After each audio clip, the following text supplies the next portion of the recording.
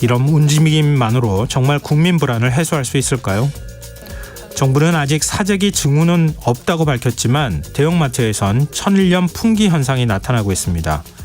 오염수 방류에 대한 우려감이 아마 반영된 걸 텐데요. 전문가들은 다액종 제거 설비 알프스를 통해 오염수를 정화하면 방사능 물질이 희석돼 천일염이 오염될 가능성은 희박하다고 설명합니다. 중요한 건 알프스가 제대로 작동하느냐 하는 부분일 텐데요.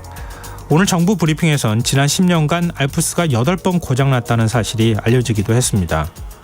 더 큰 문제는 이런 상황에서 우리 방사능 검사 장비와 인력이 턱없이 부족하다는 건데요.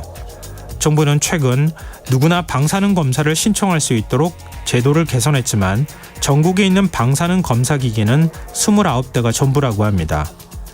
아직 갈 길이 멀다는 생각을 지우기 어려운 상황인데요. 오염수에 대한 국민 불안을 해소하기 위해선 여론전이 아닌 철저한 검증 체계를 마련해야 한다는 걸 정부가 모르진 않으리라 믿고 싶습니다.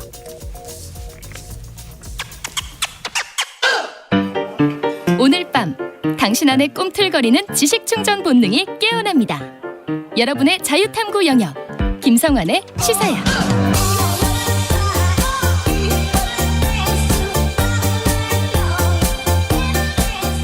한 주 동안 있었던 이슈 가운데 우리가 조금 더 깊이 들여다봐야 할 정치권 움직임 분석해보는 시간입니다. 뉴스 외전 늘 함께 하시는 두 분 패널 소개해드리겠습니다. 배종찬 인사이드 K 연구소장 자리하셨습니다. 안녕하세요. 안녕하십니까. 김민하 시사평론가 나오 계십니다. 안녕하세요. 안녕하세요. 네, 자 바로 본론으로 들어가 보죠. 민주당이 당의 쇄신 작업을 이끌 혁신기구 수장에 김은경 한국외대 법학전문대학원 교수를 선임했습니다.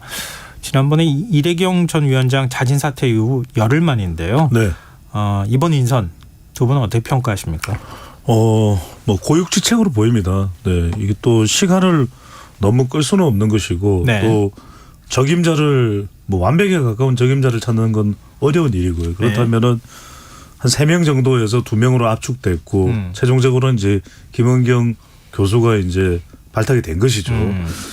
뭐 대체적인 경력과 이력은 알고 있을 겁니다. 문재인 정부에서 금감원 부원장으로 이제 네네. 임명이 됐고 민주당 직책도 뭐 하나 맡긴 했었습니다.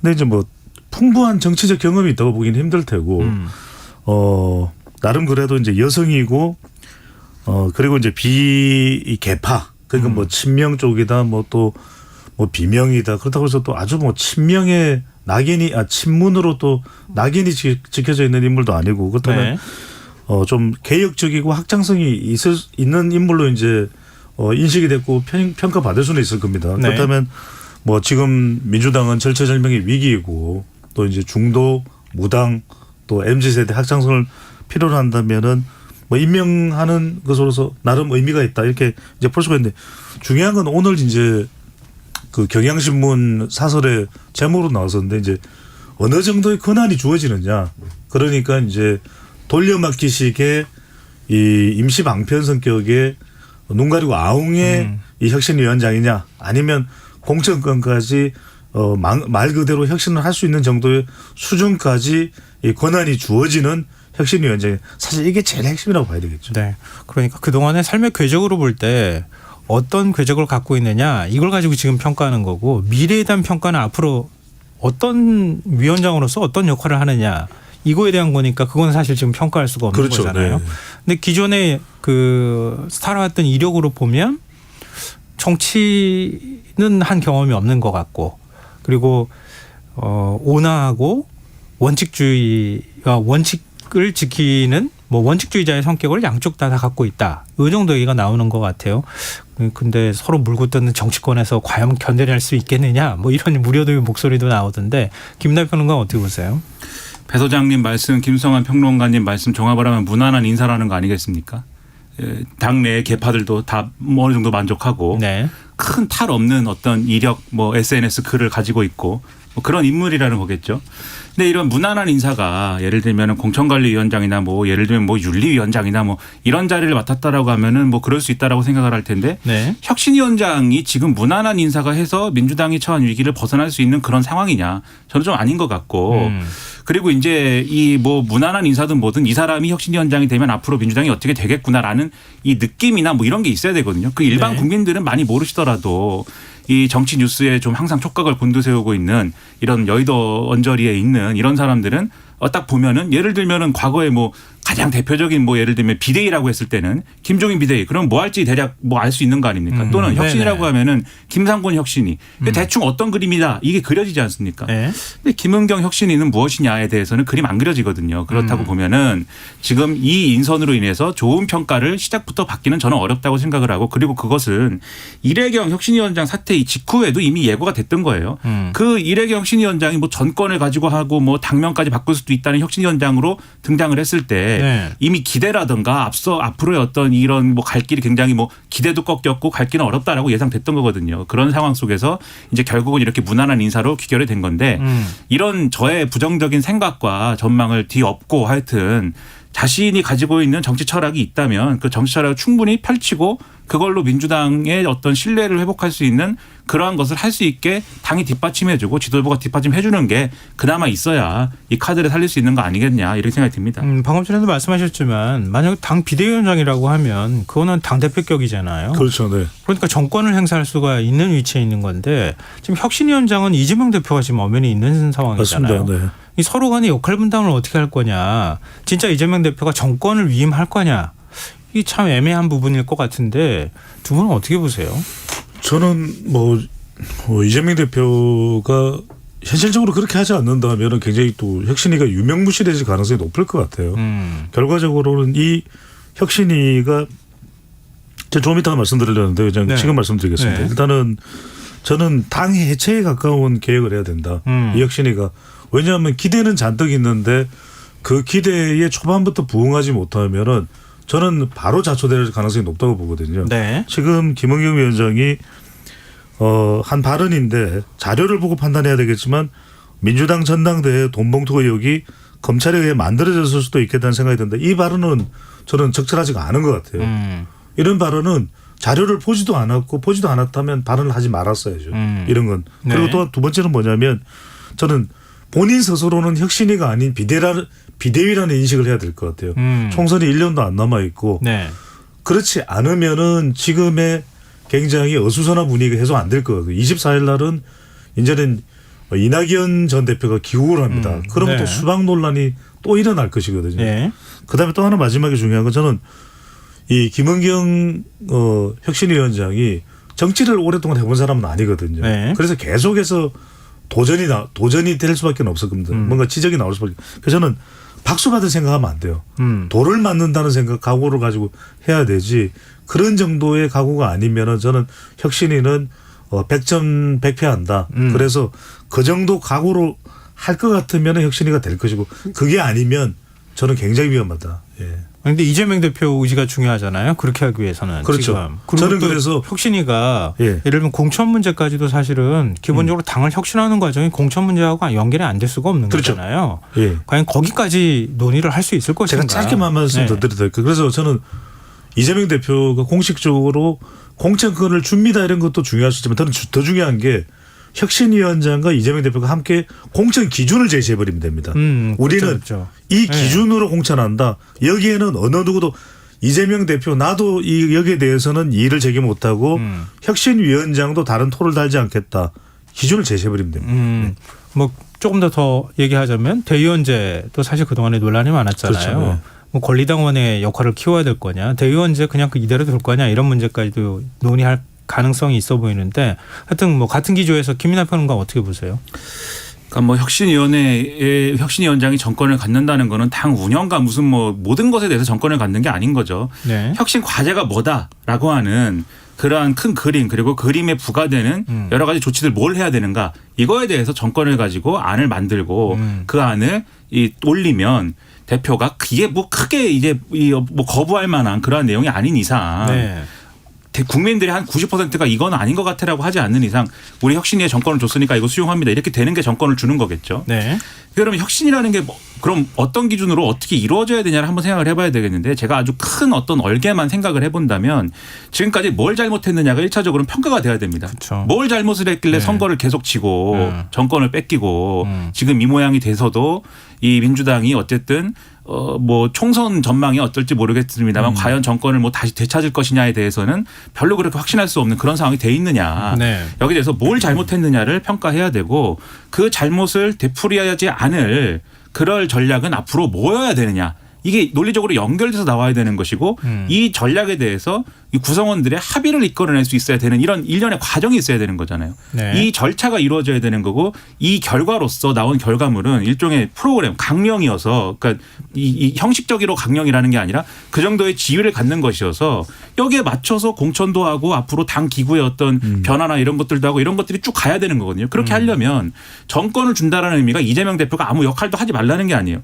네. 이것을 다 책임지고 여기 힘이 실리도록 하는 그러한 역할을 해야 되는 것이다라고 하면 이 혁신위의 과제에 처음부터 끝까지 다 동의를 또 해야 되는 임무가 또 있는 것이죠. 그래서 그런 것들을 제대로 할 수 있느냐가 중요한 것이고 문제는 뭐냐면 당내에 지금까지 뭘 잘못했느냐서부터도 평가가 갈려요 지금. 그것을 좀 합의해낼 수 있을 것이냐에 대해서 저는 상당히 우려가 되고 만약에 평가를 그래서 합의가 안 되니까 평가 안 하고 지금 상황에서 각 계파들이 가장 유리한 어떤 앞으로의 공천 전략은 뭘까를 따져가지고 그것에 대한 또 봉합, 절충 그 결과물이 혁신위에 아니다. 이렇게 돼버리면 그건 정말 안 하니만 못하는 게 되기 때문에 그러한 길로는 가지 마라 이렇게 말씀드리고 싶습니다. 사실상 민주당이 지금 뭐 당내 권력 싸움이 시작됐다고 해도 과언이 아니잖아요. 그렇습니다. 네. 근데 합의가 가능할까요?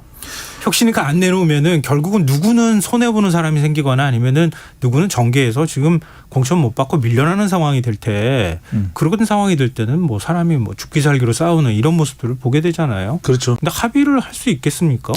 누군가는 합의가 이제 안 돼도 강행하고 이렇게 뚫고 나가는 뭐 이른바 국민 여론을 등에 업고 결국 거기에 저항하지 못하도록 하는 방식으로 가야 되는 겁니까? 아니면 어떻게 해야 되는 겁니까? 저는 이제 강행이라는 이야기보다는 일단 조정이 참 중요하다는 말씀을 먼저 드리고 싶은 것이 아까 제가 이제 혁신위보다는 비대위란 말씀을 드린 기저에는 똑같지는 않겠지만 비슷한 경우가 이제 2016년으로 보는 겁니다. 왜 네. 김종인 비대위를 출범시켰냐면은 안철수 국민의당이 떨어져 나가고 주요 인사들도 이제 국민의당 쪽으로 옮겨가는 상황이었죠. 김한길 대표도 그렇고 그런 상황에서 그래도 그때 문재인 대표가 김종인 비대위를 꾸렸고 그것에 저항하는 목소리에 대해서 차단을 하는 역할을 문재인 대표가 했었거든요. 네네. 그게 사실은 쓰러져가는 당을 일으켜 세울 수 있는 가장 큰 역할을 했던 거죠. 우리가 돌이켜 본다면은 네. 정당사에서 저는 이제 그 역할이 중요한 것 같아요. 그러니까 결과적으로는 어느 정도 수준에서는 중재를 하고 그래도 불구하고 나오는 불만의 목소리, 볼멘 소리가 나올 수밖에 없는데 그 목소리를 어느 정도 차단해 주는 역할을 이재명 대표가 할 수 있다. 저는 그 역할이 중요하다고 굉장히 중요한 봅니다. 지점들 네. 지적해 주셨네요. 네. 그런 게 이제 정치력인 것이고 네. 합의가 안 되면 어떻게 하느냐라는 질문에 대해서 만약에 합의가 안 되면 혁신 못 하는 거죠. 그거는. 그러니까 그 정도의 어떤 각오와 위기감이 없다라고 하면 혁신을 통해서 총선도 잘 치르고 정권도 되찾아온다. 이 시나리오는 작동 안 하는 것이죠. 그거는 이제 어렵게 되는 것이고 지금 이제 이전까지 그러니까 문재인 정권 이전까지 정권이 대략 이제 보수 진보가 뭐 10년씩 주고받았다라고 하는 그러한 개념이 있지 않습니까? 네. 그게 이유가 있는 거죠. 그러니까 한 번 잃고 나서는 자기들이 가지고 있었던 그러한 기득권이랄까요. 뭐 그런 것들을 버리지 못한 상태에서 뭘 고치고 다시 뭔가 전략을 세팅해야 되기 때문에 되게 분위기가 이랬습니다. 그 정권 잃고 난 직후에는. 그러니까 추닥추닥 하다가 네. 잘 정비가 안 되고 뭐 예를 들면 가고 뭐. 그렇죠. 네. 뭐 의원이 예를 들면 120명이라 그러면 당이 120개 있다 그러고 뭐 이런 얘기 하다가 제대로 뭐가 안 되고 대선도 제대로 못 치르고 한 번 더 지면 그때 정신 차려가지고 아 이젠 정말 안 돼. 이래가지고 뭘 정리를 하고 떼어낼 거 떼어내고 막 이렇게 하거든요. 네. 근데 이번에도 이제 그럴 만큼의 어떤 상황이라고 민주당은 생각하는 거냐. 그 정도라고 하면은 그렇게 가는 거고 아니다. 이번에도 5년 만에 정권 바꾸지 않으면 큰일 난다. 이 생각을 한다면 서로 그렇게 이거 점수 계산해가지고 너는 10점 나는 9점 이래서 싸울 것이 아니다라는 걸 인식을 해야 되는 거죠. 김인하 평론가 말 들어보니까 아직 바닥을 안 친 것 같다 이런 생각이 좀 들어가지고 굉장히 냉정한 평가를 해 주셨습니다. 자 이제 국민의힘 김기현 대표 얘기해 보죠. 네. 취임한 지 100일을 딱 맞았는데요. 예. 그냥 취임 100일 어떻게 평가하시는지 말씀 들어볼까요? 두 분 얘기. 제가 먼저 말씀드리면은 오늘 방송에서 이 김기현 대표의 100일에 대해서 물어보는 그런 질문들이 많았습니다. 그런데 네네. 저는 네 글자로 그냥 워낙 유행하는 그런 표현이 있거든요. 그걸로 했는데 저는 난감하네 이걸로 했거든요. 근데 왜 난감해요? 왜냐하면은 네. 100일이 됐는데 뭐 존재감이 뿜뿜해야 되는데 네. 김기현 대표 스스로도 굉장히 답답할 것 같아요. 내가 당대표인데 왜 이렇게 날 몰라줄까. 근데 김기현 대표도 갖은 노력은 다 하고 있을 거예요. 네. 그래서 우리 방송도 지금 듣고 있을 겁니다. 우리 배종찬 소장이나 김민하 평론가가 어떤 이야기를 해주나. 그래서 일단은 선제적인 칭찬을 하고 싶어요. 나름 네. 뭐 전당대회에서 윤심이든 어쨌든 간에 막 노력도 했고 또 뭐 땅 문제가 나왔지만 그것도 다 극복을 하고 당대표가 됐습니다. 또 중진이고 또 영남에서 울산에서 또 자기 지역 기반도 있고. 근데 네. 참 지금 환경 자체가 당도 윤석열 대통령의 주도권이 작동되고 있고 예. 또 심지어는 최고위원들도 뭐 김기현 대표가 견인하는 이 당내의 세력이 아니라 네. 대체로 대통령 쪽으로 다 구심점이 다 쏠려 있거든요. 일종의 지동설 천동설이 아니라 윤동설이에요. 그래서 뭔가 해보려고 해도 해볼 수가 없는 구조다. 그렇다면 이제 제가 늘 말씀드리는 게 정리를 하면 좀 김기현 대표가 정책 쪽으로 가서 김기현 브랜드 정책이 참 그래도 뭔가 특징이 있구나. 김기현 대표는 이런 특색이 있는 걸로 당을 이끌어 나가는 그런 장점이 있구나. 뭔가 계기를 만들어야 되는데 네. 그게 안 만들어지는 100일인 것 같아요. 네. 네. 난감하네로 표현해 주셨는데 김민하 평론가 어떠세요? 저도 난감합니다. 네. 모두 난감하죠. 그게 그 전당대회 때 우려가 그대로 이제 현실이 되는 거 아니냐라는 어떠한 의구심, 그 의구심을 벗지 못한 100일인 것이고 지금 말씀하셨듯이 그동안에 이제 지도부와 관련된 어떤 뭐 뉴스 뭐 이런 아젠다 이런 거는 김재원 최고위원의 뭐 이상한 발언, 태영호 전 최고위원의 이상한 얘기 네네. 이런 게 다였고 그거를 수습하느라고 김기현 대표가 뭐 이상하게 되고 뭐 이런 일들이 거의 전부였지 않습니까? 이 100일 동안 네. 지도부와 관련된 이슈라는 것은 그렇게 보면은 사실 초장부터 뭐 이 어떤 김기현 지도부가 뭔가 이제부터 뭘 합니다 이렇게 얘기하기는 상당히 어려운 구조 속에서 출발을 한 것이고요. 거기다가 그럼에도 어쨌든 뭔가 지도부가 이제 안정화돼서 자기 역할을 한다 이런 평가가 있으려면은 지금 말씀하신 대로 스포트라이트가 어쨌든 김기현 대표를 위시한 지도부에 쫙 이제 쏠려야 되는데 그렇지가 않죠. 스포트라이트는 용산으로 가는 것이고 더군다나 대통령의 리더십이라는 거는 뭐 오늘도 얘기가 나왔지만 수능 문제 난이도까지 얘기해야 되는 리더십 아닙니까? 그런 리더십인데 여당이 자기 목소리를 내고 자기 역할을 할 수 있을 거라고 기대하는 게 좀 이상하죠. 네. 그래서 아마도 지금 김기현 대표는 그러한 내외의 의구심 속에서 결국 이 국회의원들 관심 공천 아닙니까? 공천이 결국 용산 마음대로 되는 거 아니에요라는 이런 눈길로부터 벗어나려고 여러 가지 얘기를 하는데 네. 그 얘기를 이 시점에 하고 있는 그 처지가 오히려 역으로 그러한 난감한 상황을 보여준다라고 봐서 대단히 안타깝다라고 생각을 합니다. 김기현 대표가 뭐 일종의 이제 그 100일 취임 100일을 네. 맞아서 기자들하고 만나서 대화하는 시간이 있었잖아요. 그때 이제 검사 공천 없다. 공천은 그 이제 시스템에 따라서 투명하게 할 거다 이런 의지를 밝혔잖아요. 네네. 이거 뭐 당대표 의지가 굉장히 중요하니까요. 어찌됐든 간에. 그렇습니다. 네. 지금 벌써부터 사실은 검사 공천 없다고 얘기하는 게 이게 과연 맞는 건가 하는 생각은 들지만 왜냐하면 아직 한참 남았으니까 그렇죠. 어찌 보면 공천을 결정하는 시기가 될 때까지는 이건 어떤 의지라고 봐야 되는 겁니까? 이게 뭐냐면 이게 심리적 불안 현상이에요. 이게 무슨 지금 이제 당내 의원들이 그러니까요. 심리적 불안 현상이라는 게 지금 현직에 있는 사람은 자꾸 그런 이제 풍문이 들리니까 용산발 풍문이 들리니까 불안할 수밖에 없는 것이거든요. 네. 그런데 김성환 앵커도 가만히 생각해 보시면 굉장히 정치 분석을 오래 해오셨지만 이걸 공천을 아무렇게나 할 수는 없습니다. 물론 이제 상황에 따라 조금 다르긴 하지만 내년 총선이라는 게 당선을 생각한다면은 당선 가능성도 없는 사람을 뭐 전직 검사라고 해서 무조건 찍어 누르기식으로 수도권에 출마 못 시키거든요. 네네. 영남 같은 데는 일부 그럴 수는 있습니다. 그러면 이제 그렇죠. 현직들은 상당히 이제 그 부분이 두려울 수는 있겠죠. 근데 이제 사실 많은 의석수가 사실 더 걸려 있고 더 경쟁이 치열한 건 수도권인데 이게 왜 그러냐면 워낙 아까도 말씀드렸지만 지동설 전동설이 아니라 윤동설이다 보니까 김기현 대표가 아무리 아니라 해도 에이 뭐 대통령실에서 약간 뭐 연기가 좀 피어오르던데 이게 안정이 안 되는 겁니다. 그래서 이제 대구의 홍준표 시장도 이야기하듯이 자칫 이게 안정이 안 되면 이른바 지지층인 대륙주, 대구 경북이나 60대나 또 주부층들도 약간 흔들릴 수도 있거든요. 지지층들이. 네. 왜냐하면 그 지역에 기반하고 있는 현직 국회의원들이 가지고 있는 유권자층 지지층들이니까. 그래서 이제 홍준표 시장이 하는 얘기가 그거잖아요. 빨리 선관위 꾸려라 안 카나 이런 이것처럼 뭐 혁신 공천위 같은 그런 개념, 준비위원회 같은 걸 하나 꾸릴 필요가 있을 것 같아요. 그러니까 어떤 기준에 의해서 영남이든 수도권이든 공천을 할 거다. 그 기준을 명확히 정하고 이건 뭐 당원 전체의 그게 아니면 전국위원회 투표가 아니면 절대 바꿀 수가 없다. 꽝꽝꽝 이렇게 해버리면 되겠죠. 근데 그거 할 수 있을까요? 왜냐면 이준석 전 대표가 그거 하겠다고 했다가 사실은 그 파문이 일지 않았나요? 그렇죠. 문제는 그걸 할 수 있을까요라는 질문에 또 못하게 하는 사람과 존재는 누구냐 이게 중요한 것이죠. 그렇게 했을 때 네. 누가 반발하는 것이냐. 예를 들면 대표가 어쨌든 일반적으로 이 뭐 여러 가지 어떤 보장된 것들에 의해서 컨트롤할 수 있는 개별 의원들의 뭐 반발이나 이 예비 후보들의 반발 뭐 이런 게 문제겠습니까?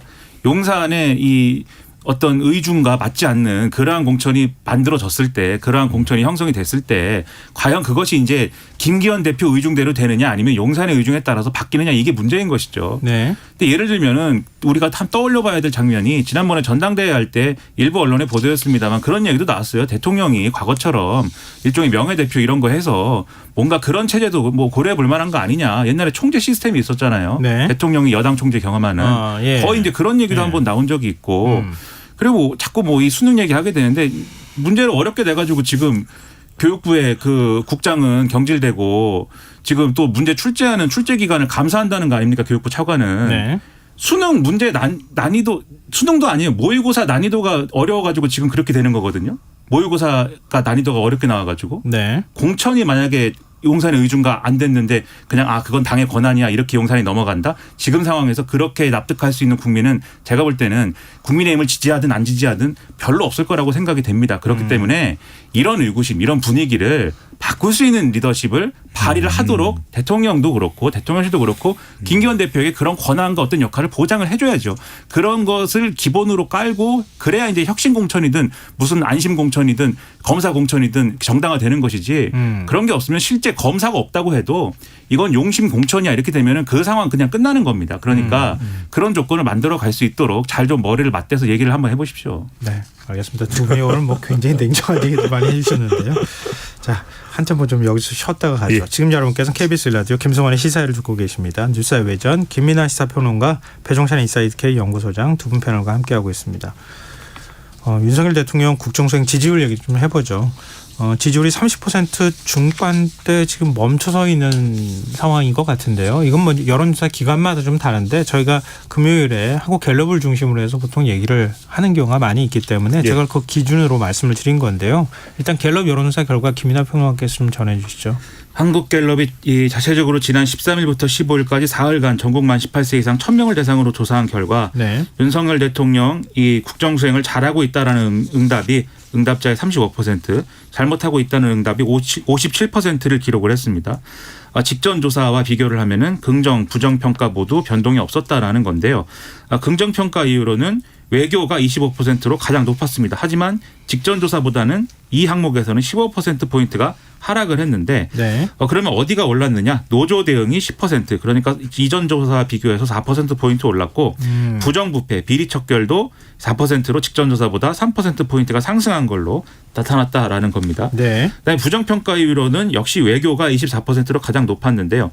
후쿠시마 오염수 방류 문제가 8%포인트 상승해서 경제, 민생, 물가 9%와 함께 부정평가 이유로 2위를 기록했다라는 내용인데 자세한 내용은 중앙선거여론조사심의 홈페이지를 참조하시면 되겠습니다.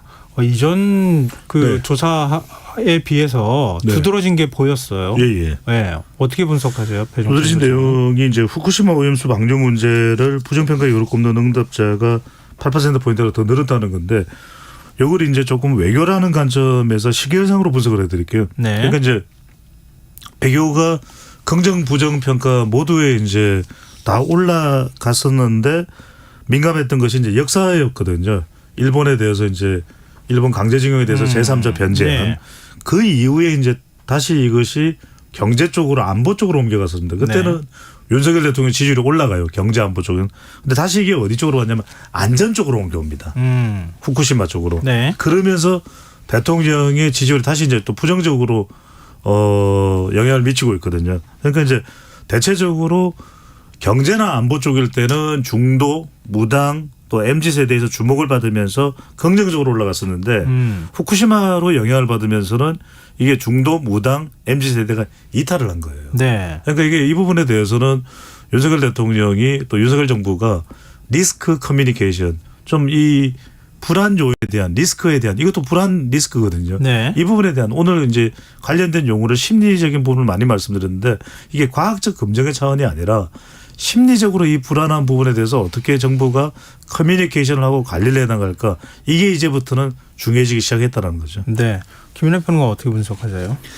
저도 뭐 마찬가지 생각입니다. 그러니까 대체적으로 지금 이제 여론조사에 응답하고 있는 여론조사에 응답하는 어쨌든 지금 이 조사 대상들은 어쨌든 어느 정도 정치에 관심 있는 층 아니겠습니까? 네. 정치에 아예 관심이 없으면 여론조사에 응하지 않았을 거라고 저는 생각을 하는데 그런 기준으로 보면은 대략적으로 이 여당 지지층에 유리한 이슈, 야당 지지층에 유리한 이슈가 이미 정해져 있잖아요. 이미 정해져 있는 것이고 그게 국면마다 이제 바뀌고 있는 것이고 네. 그러한 것을 전제하면서 보면은 그래도 어쨌든 전형적으로 여당에 유리한 거, 야당에 유리한 거 이렇게 따지면서도 후쿠시마 오염수 방류 문제 같은 경우에는 국민 일반에 끼치는 건강에 대한 우려라든가 이런 것들이 크기 때문에 여기에 이제 대응하는 태도를 굉장히 이제 좀 섬세하게 가져갔어야 된다, 조심스럽게 가져갔어야 된다. 그래야 됐다라고 저는 생각을 하는데, 예. 그러니까 이게 지금 이 정부 여당의 태도도 그렇고 보수 언론의 태도도 그렇고 제가 볼 때는 상당히 고압적이에요. 뭐가 고압적인 거냐면 안전한데 왜 걱정하냐 이런 거거든요. 안전한데 왜 못 믿느냐. 네. 괴담이다.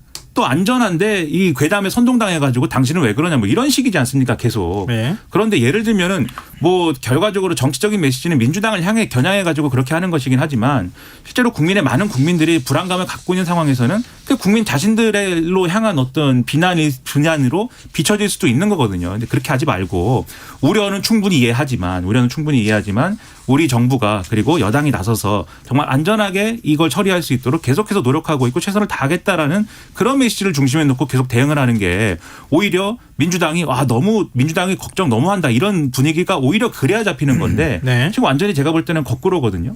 뭐 1리터도 마실 수 있다, 10리터도 마실 수 있다 이것부터 시작해가지고 오히려 그런 것들이 이 중도층 국민들의 어떤 반감 이런 것들을 부추기고 있는 측면이 있는 것 같아서 앞으로 전략을 짠다면 그런 부분에서 좀 태도를 바꿔야 된다고 저는 생각합니다. 그럼 매일 오염수 관련 브리핑 여는 거는 그럼 크게 여론에 도움이 안 된다는 거예요? 일단 매일 브리핑을 하는지 안 하는지를 국민들이 뭐 감시하는 것도 아니고 그 네. 브리핑을 통해서 어떤 메시지가 나와서 언론에 어떻게 실리느냐가 중요한 거 아니겠습니까? 네. 그러니까 매일 여는 어떤 이 브리핑이 정말 이 일본의 어떤 지금의 이제 이 후쿠시마 오염수 방류 과정에 대한 계속되는 검증 그리고 이 검토 결과에 대해서 투명하게 그리고 뭐 과학적으로 전문적인 내용까지 다 설명해 주는 네. 그래서 어제는 이런 결과였는데 오늘은 이렇게 분석 방법을 바꿔봤더니 뭐 이런 겁니다. 이렇게 하지 않는 이상 연일 브리핑을 한다고 해도 예를 들면 괴담 믿지 마십시오 수준에 머무른다면 그거는 결정적인 영향을 미치지 않는 거죠 여론에. 그게 중요하다고 저는 생각합니다. 배종찬 소장께는요. 지금 외교 문제니까 네네. 싱하이밍 주한 중국 대사 발언 네네. 이게 파장이 컸잖아요. 제가 그 말씀 드리려고 네. 했습니다. 그래서 저는 이걸 예전에 제가 이제 그 김성환 진행자께서 하던 프로그램을 보면서 제가 공부해서 배운 거를 지금 설명을 드리려고 하는데 네. 그래서 제가 윤석열 정부에 뭐 뛰어난 사람들이 많겠죠. 그런데 저는 이제 오랫동안 데이터를 하면서 또 김성환 진행자의 진행하던 프로그램을 보면서 제가 배웠던 게 컨플릭트 접근이 아니라 이게 자꾸 컨플릭트라는 게 갈등이 생기는 방식이잖아요. 저는 네네. 이게 문제 해결의 레졸루션 그러니까 솔루션을 만들어가는 방법을 써야 저는 문제 해결이 된다고 보거든요. 예. 그러니까 컨플릭트가 생기면 집회 시위도 해결이 안 되지 않습니까? 그런데 마크롱의 경우에는 결국은 연금 부분을 해결을 해내잖아요. 마크롱 네네. 저는 네. 마크롱 방식으로 가야 된다. 예. 그러니까 이제 지금 중국의 경우에도 저는 싱반중 전략으로 가자. 싱반중. 싱반중 전략은 뭐냐면 싱하이밍은 잘못했다고 이야기를 합시다. 네네. 싱하이밍 예. 너 그러지 마. 잘못됐다. 라라라라라라 하라는 거죠. 하지만 반도체 부분에 대해서는 우리가 중국에 있는 삼성전자와 SK 하이닉스 공장을 포기할 수 없지 않습니까? 네. 그러면 적어도 우리가 이 실리만큼은 챙길 수 있는 전략을 취해야 된다. 감정적으로 대응할 일은 아니다는 것이고 마지막으로 무슨 말씀이냐면 그러면 중국을 영영 포기할 것이냐 안보상으로 보나 지정학적으로 보나 중국과 영원히 결별할 수는 저는 불가능하다고 봅니다. 그렇다면 미국과는 계속 그 관계를 유지하되 중국과는 그러면은 중장기적으로는 어떤 식으로 복원을 해나갈 것인가. 그것도 물밑에 깔아놓자. 적어도 중국에 나가 있는 정재호 대사는 굉장히 중국 전문가거든요. 네. 중국 정재호 대사가 과연 중국과 결별하자는 이야기를 할까? 저는 그렇지는 않을 거라고 봅니다. 알겠습니다. 혹시 김민하 평론가 하실 말씀이 없으시면 그 다음 질문으로 제가 질문을 드리고요. 할 말이 뭐 많지만 하면 1시간도 할 수 있는 얘기 아니겠습니까? 이 얘기가. 뭐. 지금 그렇게 할 말이 있으면 김민하 맞습니까? 평론가는요 3시간도 이야기하더라고요. 지난번에 보니까 말이 뭐 엄청 많아요. 아 그러니까 내용이. 이 코너를 밤새도록 하자는 얘기를 하죠.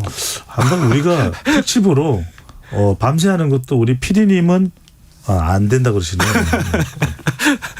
네. 자, 대법원 현대자동차 비정규직 노동자 파업 손해배상 소송에서 조합원들의 손을 들어줬잖아요. 뭐 완벽하게 손들어줬다고 말하기는 어려울 거고요. 파업은 불법이라고 했으니까. 근데 손배소와 관련돼서 판단을 한 부분은 이른바 노란봉투법하고 취지가 비슷하다. 근데 이렇게 얘기를 하고 있는데 지금 노란봉투법을 야권에서 본회의 직회부하고 통과시키려고 하고 있잖아요. 근데 지금 여권하고 대통령실 쪽에서는 거부권을 행사할 가능성이 굉장히 높거든요. 이 문제 어떻게 풀려야 된다고 보십니까? 바람직한 것은 뭐 이 노란봉투법에 대해서 어쨌든 마지막까지 합의를 거듭하고 절충을 거듭해서 납득할 수 있는 수준의 어떤 법안을 통과시키는 것이고 그 합의에 대해서 국회 합의에 대해서 대통령이 만족하지 않더라도 존중하고 그러한 것들이 가장 좋은 모양새 아니겠습니까? 어쨌든 일반적으로는. 네. 저는 이 노란봉투법에 대해서 가지고 있는 저의 의견이 있지만 그래서 저의 의견이 100% 관철되는 법을 원하지만 국민의 한 사람으로서 그런 생각이지만 어떻게 또 그렇게 되겠습니까? 그렇게 안 되죠. 처리 과정이라는 게. 네. 그래서 이제 그게 가장 우리의 사회 공동체를 위해서 좋은 방식일 텐데 그렇게 풀릴까에 대한 상당한 의문이 있어요. 이건 뭐 민주당이 밀어붙여서 그렇다 뭐 이런 측면도 분명히 있을 겁니다. 뭐 네. 그런 측면이 왜 없겠습니까? 하지만 또 이런 부분도 같이 봐야 된다는 생각이 드는 게 노란봉투법의 실제적인 정확한 내용을 알고선 지금 뭐 국민의힘이나 이렇게 좀 반대를 하는 것인지 저는 좀 의문이 있지만 기본적으로 이 사법부와 그다음에 이 입법부에 대한 대통령실과 여당의 태도가 지금 과도하게 적대적이고 과도하게 편가르기 식이다. 그런 태도라고 하면은 이 노란봉투법이라는 거는 일종의 이제 이 좌편향 의제이기 때문에 우리가 받아들일 수 없어. 요 수준에서 벗어나기 어려운 대응일 거다라고 저는 생각을 하는데 왜냐하면 지난번에 대법관 추천할 때도 이 대법원에서 대법관을 추천을 해야 되는데 대통령실에서 추천 대상 명단 중에 이 두 사람은 안 됩니다. 이렇게 찍어가지고 언론에 흘려서 그게 한번 논란된 적 있지 않습니까? 네네. 이거는 대법원을 존중하는 태도가 전혀 아니지 않습니까? 상권 분립이나 이런 걸 굳이 얘기하지 않더라도 그런 게 가능하겠습니까? 민주주의 사회에서. 근데 그런 게 이루어지고 있고 그리고 이 판결에 대해서도 대법원이 이제 현대차 비정규직 노동자 파업 손해배상 소송에서 손해배상 액수를 산정하는 기준에 대해서 지금처럼 노조 그리고 조합원들한테 다 손배 폭탄하지 말고 네. 정확하게 기업이 손해본 부분에 대해서 그리고 각자 노조와 조합원들이 책임져야 될 부분에 대해서 산정해라라고 하는 게 이 판결의 취지잖아요. 근데 어떻게 보면 상식적인 거 아니겠습니까? 그런데 당장 보수 언론의 평가는 주심이 우리법연구회 출신이다. 바로 이렇게 나오지 않습니까?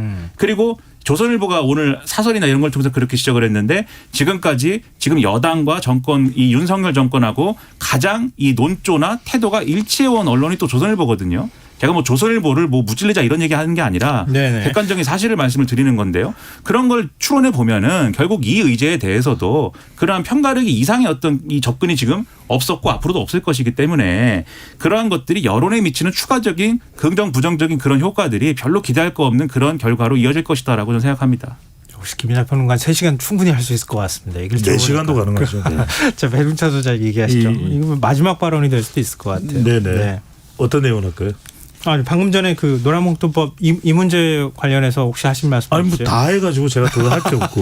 네. 그럼 다음 질문 드릴게요. 그러면은. 예. 아까 그 교육 관련해서. 예. 윤석열 이거, 대통령이 네. 수능과 사교육비 문제를 지적한 이후에 교육부 대입 담당 국장이 전격 교체가 됐는데 대통령실은 강력한 이권 카르텔의 증거로 오늘 경지를 예의주시할 필요가 있다.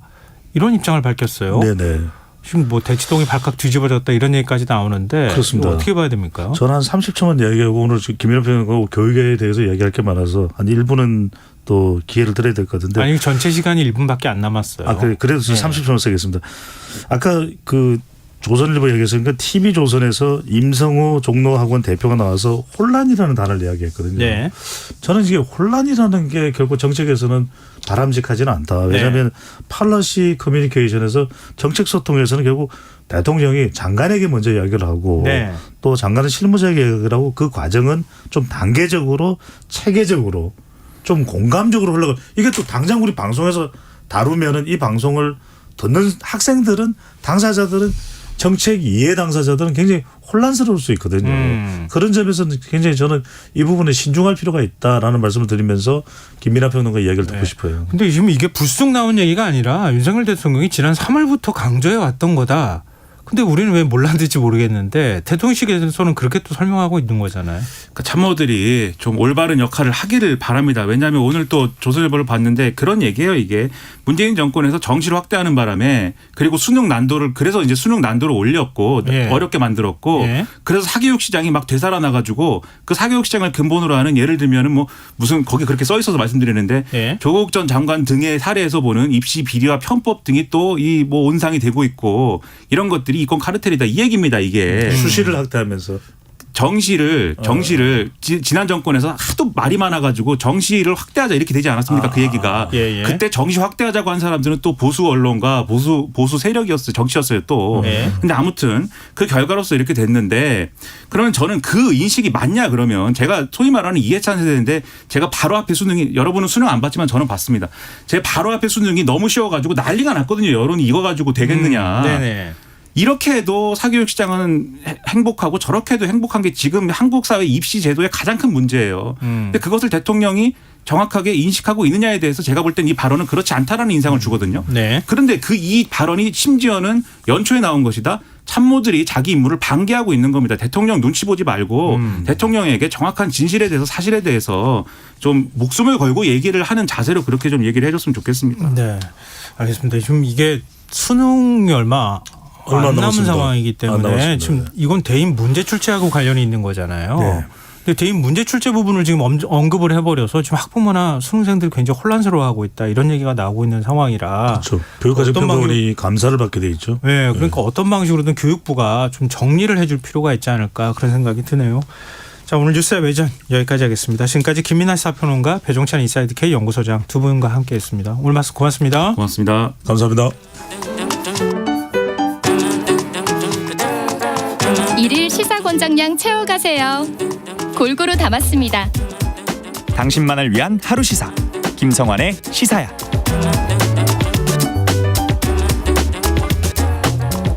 북한이 2달여 만에 미사일 도발을 감행한 가운데 미국의 핵 추진 잠수함이 오늘 우리나라에 입항했습니다. 한반도를 둘러싼 강대강 대치가 이어지면서 긴장 수위는 한층 더 높아지는 모양새인데요. 지금의 이 대결 국면을 대화 국면으로 전환할 방법은 없는 것인지 조한범 통일연구원 선임연구위원 연결해서 얘기 나눠보도록 하겠습니다. 안녕하십니까?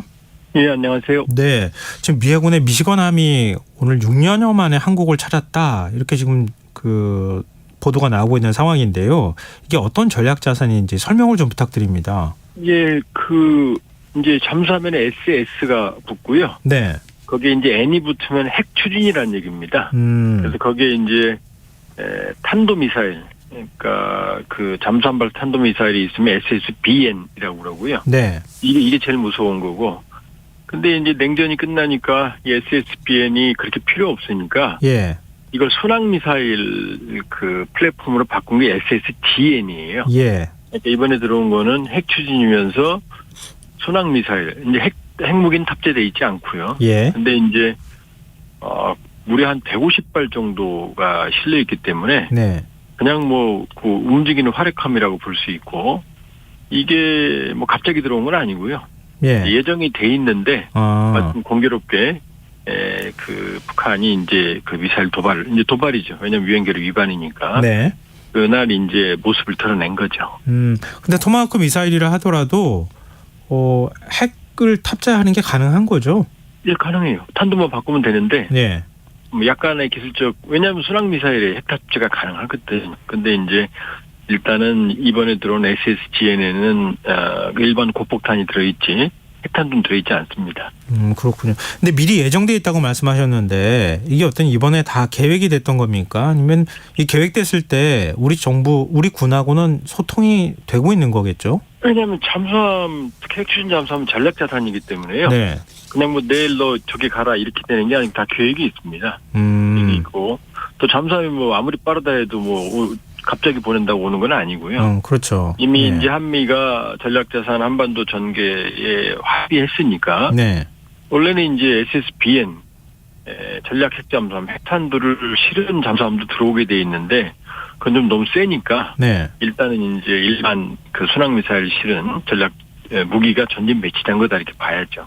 그럼 미시건함의 모항은 어디입니까? 괌에 일단 괌입니까? 그다음 이제 태평양 이제 하와이에도 있고 그다음에 이제 전략 잠수함은 보통 이제 미 본토가 기지가 있어요. 근데 이제 그 모항은 이제 위 본토에 있고 이제 순환 배치하면서 이제 여기저기 들리죠. 그렇군요. 이 전략 폭격기 또 괌 공군 기지에 배치되어 있는 상황이잖아요. 근데 전략 폭격기가 전개된 것 같지는 않거든요. 전개될 가능성이 있습니까? 그러니까 이제 그것도 순환 배치입니다. B-52 이번에 4대 배치된 게 원래 기지는 미 본토에 있고요. 예. 그래서 이제 필요에 따라서 전진 배치됩니다. 괌에. 네. 그래서 이번에 다시 뭐 수시로 전진 배치되니까요. 예. 전진배가 괌에는 돼 있고. 예. 근데 이제 이게 한반도에 전개되느냐 안 되느냐 요 차원이거든요. 네네. 일단은 괌에 와 있기, 물론 이론적으로는 미 본토에서도 옵니다. 왜냐하면 이 B-52가 급이 없이 12,000km를 비행을 하거든요. 예. 일단은 그러나 괌에 와 있습니다. B-52가 좀 느려요. 느리다 그래도 뭐 한 2시간이면 옵니다만. 그렇기 때문에 한 2시간 뭐 이상 더 걸리긴 합니다만은 어쨌든 본토에 있을 때보다는 한반도에 훨씬 빨리 올 수가 있으니까 괌에 전진 배치하는 것 자체만으로도, 왜냐하면 B-52는 느리긴 하지만 핵탄두 탑재가 가능하거든요. 그럼 뭐 훨씬 더 북한이 긴장할 수밖에 없는 상황일 텐데. 그렇죠. 그러니까 이 얘기는 이제 부산에 들어온 거는 이제 일반 순항 미사일이지만 예. B-52는 그 항공기 발사 순항 미사일 예. 플랫폼이거든요. 예. 지금 어제 북한이 대륙간 탄도미사일 ICBM을 발사한 뒤 63일 만에 무력 시위를 했잖아요. 탄도미사일을 발사한 건데 이거는 한미 연합훈련에 대응하는 차원이라고 해석해도 되는 겁니까? 예, 그렇게 봐야죠. 왜냐하면 본인들 말로 북한이 이제 지난해 한 10월경부터 한미의 모든 동향에 대응을 해왔거든요. 예. 근데 4월 13일 금년에 화성 18형 ICBM 쏜 다음에는 잠잠했어요. 네. 그 사이에 이제 많은 일이 있었거든요. 한미연합훈련도 있고, 워싱턴 선언도 있고, 뭐 한일 셔틀 외교도 있었고, 정상. 그다음에 히로시마 이 한미일 정상회담도 있고, 이번에 이제 화력경멸훈련도 5월 25일부터 15일까지 5차례에 걸쳐서 대규모로 진행이 됐거든요. 네. 근데 사실 도발이 없어요. 침묵을 지는 거였죠. 그나마 실패한 정찰위성 발사에 기대를 걸었던 것 같고, 예. 이제 그게 이제 실패하니까 이제 자기들의 존재감을 보여주는 도발을 시작을 했다. 그러니까 이게 끝이 아니고요. 네네. 이제는 도발 양상, 그러니까 그런 도발 공세를 시작을 했다 이렇게 봐야 될 것 같네요. 화력 경멸 훈련이 그 동안에 했던 훈련보다 뭐 이번이 훨씬 더 강도가 높다 이렇게 얘기를 하고 있는데 북한이 그러면은 이번이 시작인데 이 다음에 그러면 어떻게 할 거냐 이 걱정되는 거 아니겠습니까? 과거처럼 국지 도발을 할 가능성이나 이런 것까지 걱정할 수밖에 없을 것 같은데. 근데 이제 국지 도발은 북한으로서 부담이 있죠. 왜냐하면 한미가 초강경 대응을 예고하고 있고, 네. 그다음에 원점이 확인되는 국지 도발은 북한이 훨씬 불리해요. 그러니까 이제 연평도 포격이나 이런 거 했을 때도 북한이 입은 데미지가 훨씬 컸고요. 네. 그다음에 그 천안함 폭진 같은 그런 어떤 그 안타까운 사건입니다만 그런 기습 공격, 이 원점이 불확실한 기습 공격을 빼고는 네. 이 서해에서 있던 교전에서도 우리가 압도적인 화력을 보여줬거든요. 예. 그러니까 아마 NLL 혹은 MDL 이 군사분계선에서의 도발을 해도 아마 원점이 그러니까 무인기 도발처럼 예. 원점이 불분명하고 원점이 불확실한 도발을 하지 무모하게 원점이 확인이 되는 그런 도발하기는 쉽지는 않을 거예요. 근데 최근에 무인기가 많이 포착됐다 이런 얘기가 있었잖아요. 그런 예. 가능성도 있어 보이고 그냥 탄도미사일만 발사하는 정도보다는 좀 더 대응 수위를 높일 가능성은 없습니까? 무인기는 사실 우리가 예상하지 잘 못했던 측면도 있었잖아요. 지난번에도. 근데 이제 북한도 도발 피로감이 있어요. 왜냐하면 북한이라고 무한정 도발할 수 있는 건 아니거든요. 네. 뭐 식량난 내구력도 있고 보여줄 만한 신무기는 또 다 보여줬거든요. 네. 거기다가 고강도의 도발을 하면 한미가 압도적인 대응을 할 가능성이 높고 예. 저강도를 하면 존재감이 없고 그 다음에 어떤 뭐 제네식 도발을 확실하게 원점이 확인되는 도발을 할 경우에는 우리 군도 이 가중 보복 원칙이 있기 때문에 예. 북한이라고 무한정 도발하는 건 아니거든요. 쉽지 않거든요. 그러니까 아마 교묘한 형태의 도발, 그러니까 무인기 도발이나 뭐 사이버 테러나 네. 아니면 뭐 GPS 교란이나 이런 형태의 가능성. 그러니까 북한, 그러니까 뭐 이 도둑 하나 잡는데 예. 10명이 막는 사람이 쉽지가 않다고. 예. 그러니까 상당히 기습적인 형태의 의외의 도발할 가능성에 유의를 할 그런 상황이에요. 근데 지난달 31일 우주발사체 발사했다 실패했잖아요. 근데 예. 최대한 빠른 시간 내에 재발사하겠다 이런 의지를 밝혔었는데 사실 우리 입장에서는 뭐 아니 우리뿐만 아니라 전 세계 유엔 차원에서도 그렇겠지만 우주발사체를 일종의 이제 탄도 미사일 형태 대륙간 탄도 미사일에 준하는 것으로 판단하고 있는 거잖아요. 그렇다면 우주발사체 발사를 통해서 분위기를 바꿀 가능성은 없겠습니까? 지금 뭐 조바심이 나겠죠. 왜냐하면 이제 자기들이 공언했던 우주발사체 실패도 그 상당히 그 큰 실패거든요. 네. 대기권도 벗어나지 못하고 제가 볼 때는 발사한 지 한 2분 이내, 2분 전후, 그다음에 고도 대기권이 100km인데요. 고도 한 50km 전후에서 추락한 것 같거든요. 네.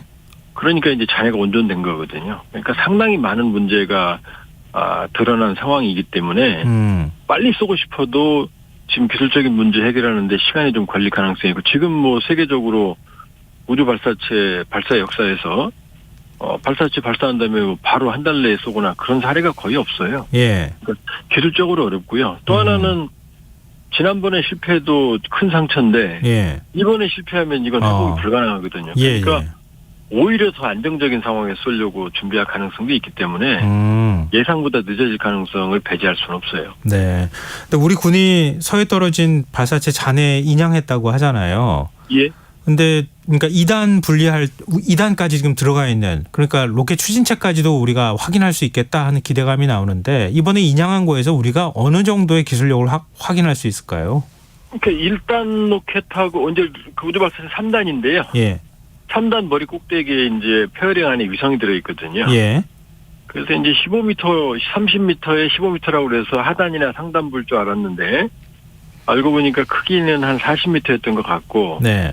이번에 12m짜리 근데 정확하게 1단 로켓이 떨어져 나가 있고 3단 로켓과 위성이 떨어져 있는 그 중간 부분입니다. 예. 그러니까 여기에 지금 아마 연료 산화제 물론 수중에 오래 있었습니다만 그 다음에 2단 로켓이 붙어 있을 가능성이 상당히 높아요. 예. 그러니까 2단 로켓이 일반적인 것보다 이번에는 추력이 큰 걸 왜냐하면 1단이 작았거든요. 길이가. 네. 그래서 2단의 추력이 좀 큰 거일 가능성이 높기 때문에 그걸 확보한다고 그러면은 북한의 최신형 로켓 엔진을 확보하는 게 되는 겁니다. 북한 입장에서 상당히 긴장이 되겠는데요. 그렇죠. 북한으로서는 상당히 큰 상처죠. 이게 근데 계속 이제 한미 연합 훈련은 계속되고 있는 상황이고 북한도 이제 저렇게 대응을 하고 있는데 좀 뭔가 북한 간에 남북 간에 좀 대화의 출구를 뚫을 수 있는 방법은 여전히 없는 걸까요? 뚫어야 돼요. 왜냐면은 뭐 예. 강대강 대치 가다 보면 우발적 충돌이 제일 무서운 거거든요. 네. 북한도 우리도 제가 보기에는 뭐 북한도 그 우발적인 충돌은 원치는 않을 거예요. 본인들이 훨씬 더 재래지킨 열세니까. 네. 그렇게 보면 상황 관리를 해야 되고 어떻게든 이 대화 국면으로 넘어가야 됩니다. 그러니까 북한의 도발에는 원칙적으로 대응을 하고 강경하게 대응을 하되 네. 그러나 계속해서 대화 채널은 열어야 되거든요. 근데 알겠습니다. 예. 지금 이런 모습들이 양측에 없기 때문에 네. 우리가 좀 더 노력을 할 필요는 있어요. 북한의 호응 여부를 알겠습니다. 떠나서. 네, 예. 고맙습니다. 오늘 말씀 고맙습니다. 예. 네, 지금까지 조한범 선임연구위원이었습니다. 김성환의 시사 1부 순서 여기서 마무리하고요. 11시 정각에 다시 오겠습니다.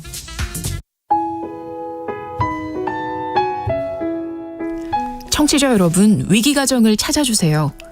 어려운 경제 상황 속에서 긴급한 경제적 지원이 필요한데도 복지 사각지대에 놓여 있어 아무런 지원도 받지 못하고 극한 상황으로 내몰리고 있는 위기가정이 늘고 있습니다. KBS 강태원 복지재단에서는 사회안전망에서 벗어나 위기에 처해 있는 가정을 발굴해 긴급 지원하는 사업을 진행합니다. 여러분 주위에 스스로의 힘만으로는 도저히 일어설 수 없는 힘든 이웃이 혹시 있는지 찾아봐 주세요. 우리 사회의 건강한 구성원으로 신속히 복귀할 수 있도록 KBS 강태원 복지재단이 작은 힘을 보태겠습니다. 여러분의 제보 전화를 기다립니다. KBS 강태원 복지재단 제보 전화 1533-0900, 1533-0900입니다.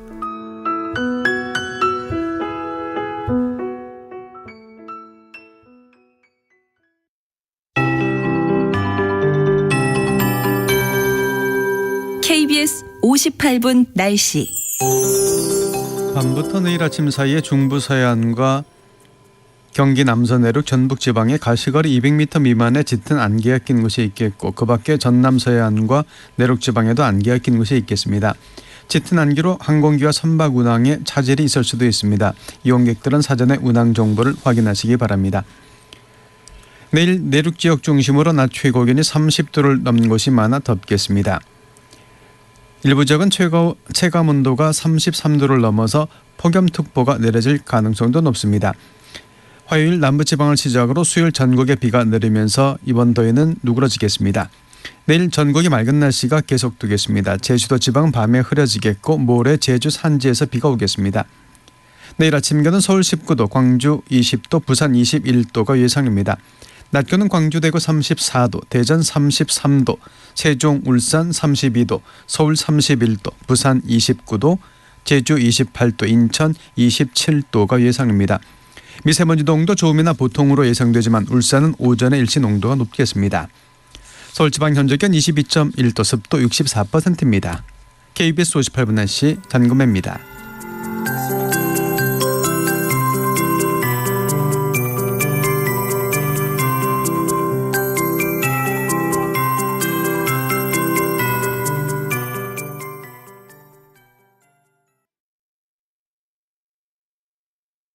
정성을 다하는 국민의 방송 KBS가 11시를 알려드립니다. AM 711kHz, FM 97.3MHz, KBS 1라디오입니다. HLKA.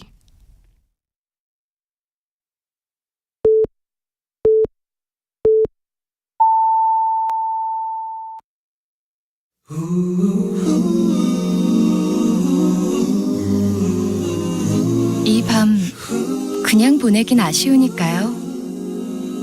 당신의 하루의 끝까지 야무지게 채워드립니다. 당신의 지식 충전소 김성환의 시사야.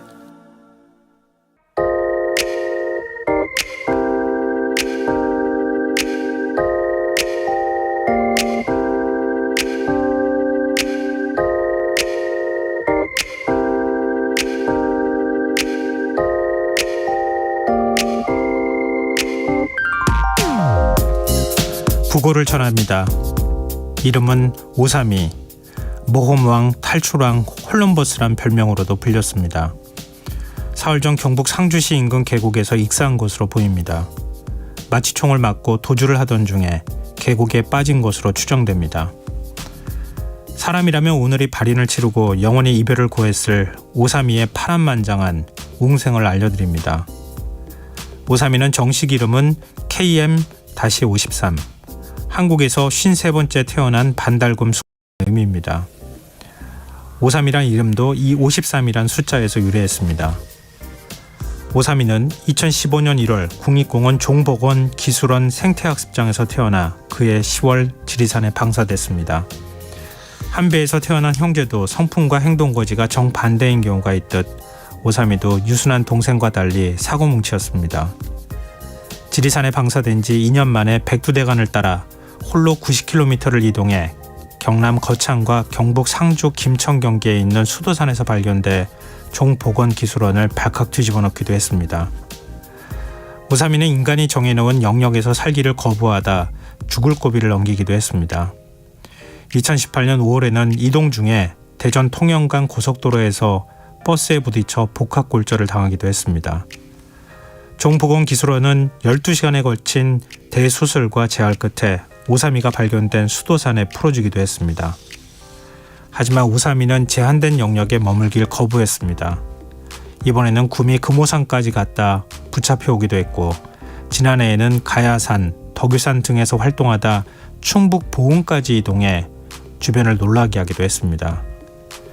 이런 오사미의 모험은 반달곰 방사 관리 방식을 개체 중심에서 서식지 관리로 바꾸는 계기가 되기도 했습니다. 두 번째 탈출을 감행한 오사미를 다시 붙잡아다 수도산에 방사했을 당시 종보건기술원 직원들 사이에서는 이걸 왜 잡아야 하나 하는 말들이 나왔을 정도라고 합니다. 하지만 오사미가 하고 싶은 대로 마음껏 살았으면 좋겠다. 이런 그들의 바람은 뒤늦은 후회로 남게 됐습니다. 인간의 의지로 태어났지만 좋아하는 먹이를 찾아 마음껏 산을 누비고 싶어 했지만 결국 인간의 마취총에 맞아 사망한 오사미. 그의 부고 소식에 왜 지난 3월 서울 어린이대공원을 탈출해 도심을 자유롭게 누비던 세로의 모습이 떠올랐는지 이제야 알 것도 같습니다. 지금까지 오늘의 발견이었습니다.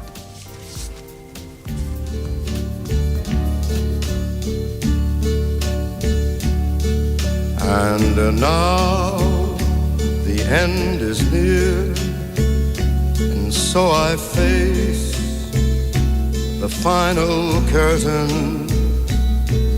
My friend, I'll say it clear, I'll state my case, of which I'm certain.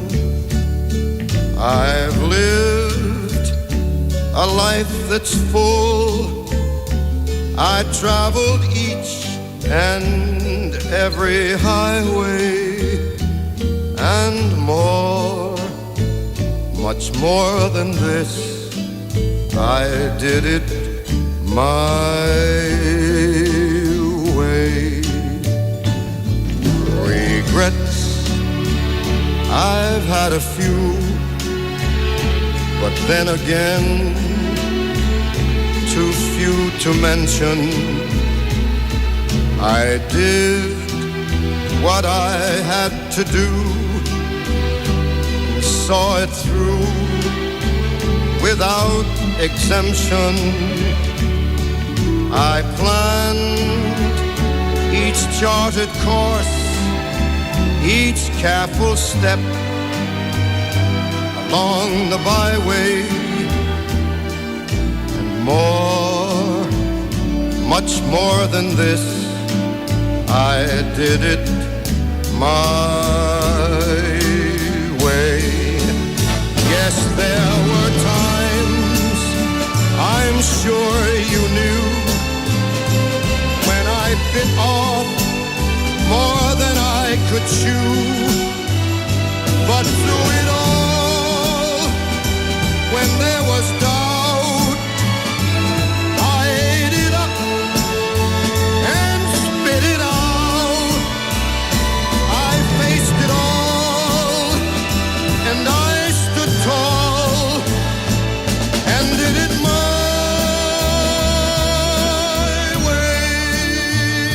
I've loved, I've laughed and cried, I've had my fill, my share of losing, and now as tears subside, I find it all so amusing to think I did all that, and may I say, not in a shy way, no, oh no, not me. I did it my way. For what is a man? What has he got? If not himself, then he has not to say the things he truly feels, and not the words of one who kneels. The record shows I took the blows and did it my way.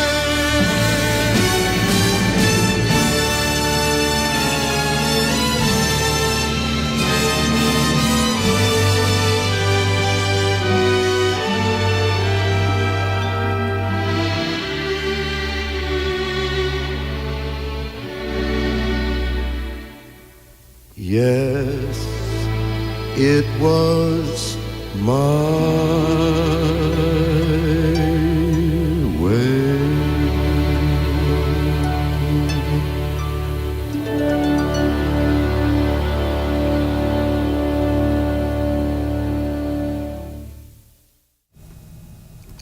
오늘의 발견에 이어서 프랑크 시나트라의 My Way 들으셨습니다. 김성환의 시사는 언제나 청취자 여러분들의 관심과 참여 기다립니다. 오늘도 방송 내용과 관련해서 청취자분들 문자 주고 계시는데요. 휴대전화 뒷자리 6169 쓰시는 청취자분께서 곰은 덩치가 커지면 사람을 해칠 수 있어서 그런 것 같습니다. 우주의 모든 물질은 구속되거나 갇혀있지 않으려는 것이 만물 공유의 연력학이라 들었습니다. 이렇게 문자 주셨어요. 맞아요. 그러니까 532 얘기 제가 말씀드렸지만 532가 민가로 자꾸 내려오려고 해서 민가의 피해가 좀 있었다고 합니다. 이제 그런 걸 좀 막으려고 자꾸 이제 탈출하려고 하는 곰을 다시 제자리로 계속 돌려놓은 거예요. 근데 또 거꾸로 생각하면요, 그런 생각이 들더라고요. 지리산에 방사한다고 하고 반달곰을 정복원한다고 우리가 애써 들여와서 지금 이제 개체수를 늘려가고 있는 중이잖아요. 근데 또 개체수가 너무 늘면 안 되니까 그것도 또 우리가 통제하는 거예요. 그리고 지리산을 또 벗어나면은 사람들하고 갈등이 생기니까 그것도 또한 여기에서만 살라고 억지로 묶어두는 거예요. 그러면은 반달곰을 자연에서 종복원하는 거를 우리가 어디까지 할 수 있는 거지? 좀 이렇게 백두대간을 곰들이 움직이는 거를 자유롭게 다녀야 되는 거 아닌가? 그렇게 해야 이게 진정한 종복원이 되는 거 아닌가? 그런 생각이 좀 들었어요. 자연과 인간이 끊임없는 뭐 갈등과 싸움이라고도 얘기할 수 있겠지만 어찌 보면 저는 또 그런 생각도 해봤습니다. 이게 뭐 532 얘기만 해서 그렇지 아까 새로 말씀도 드렸지만 우리도 끊임없이 이렇게 규격화되어 있는데 안에서만 사람도 살아야 되는 건 아닌가? 좀 자유롭게 나가려고 하면 끊임없이 거기서 못 나가게 막으려고 하는 건 아닌가? 우리의 처지가 또 생각나기도 했습니다. 네, 감사합니다. 계속해서 문자 주십시오. 제가 추첨해서 당첨된 분들께 모바일 쿠폰 선물로 드리겠습니다. 참여하실 문자 번호는 샵9730이고요. 짧은 문자 50원, 긴 문자는 100원의 정보 이용료가 부과됩니다. 콩 게시판, KBS 라디오 유튜브 채널을 통해서도 무료로 참여하실 수 있습니다. KBS 라디오 김성환의 시사회와 함께하고 계신 지금 시각은 11시 10분입니다.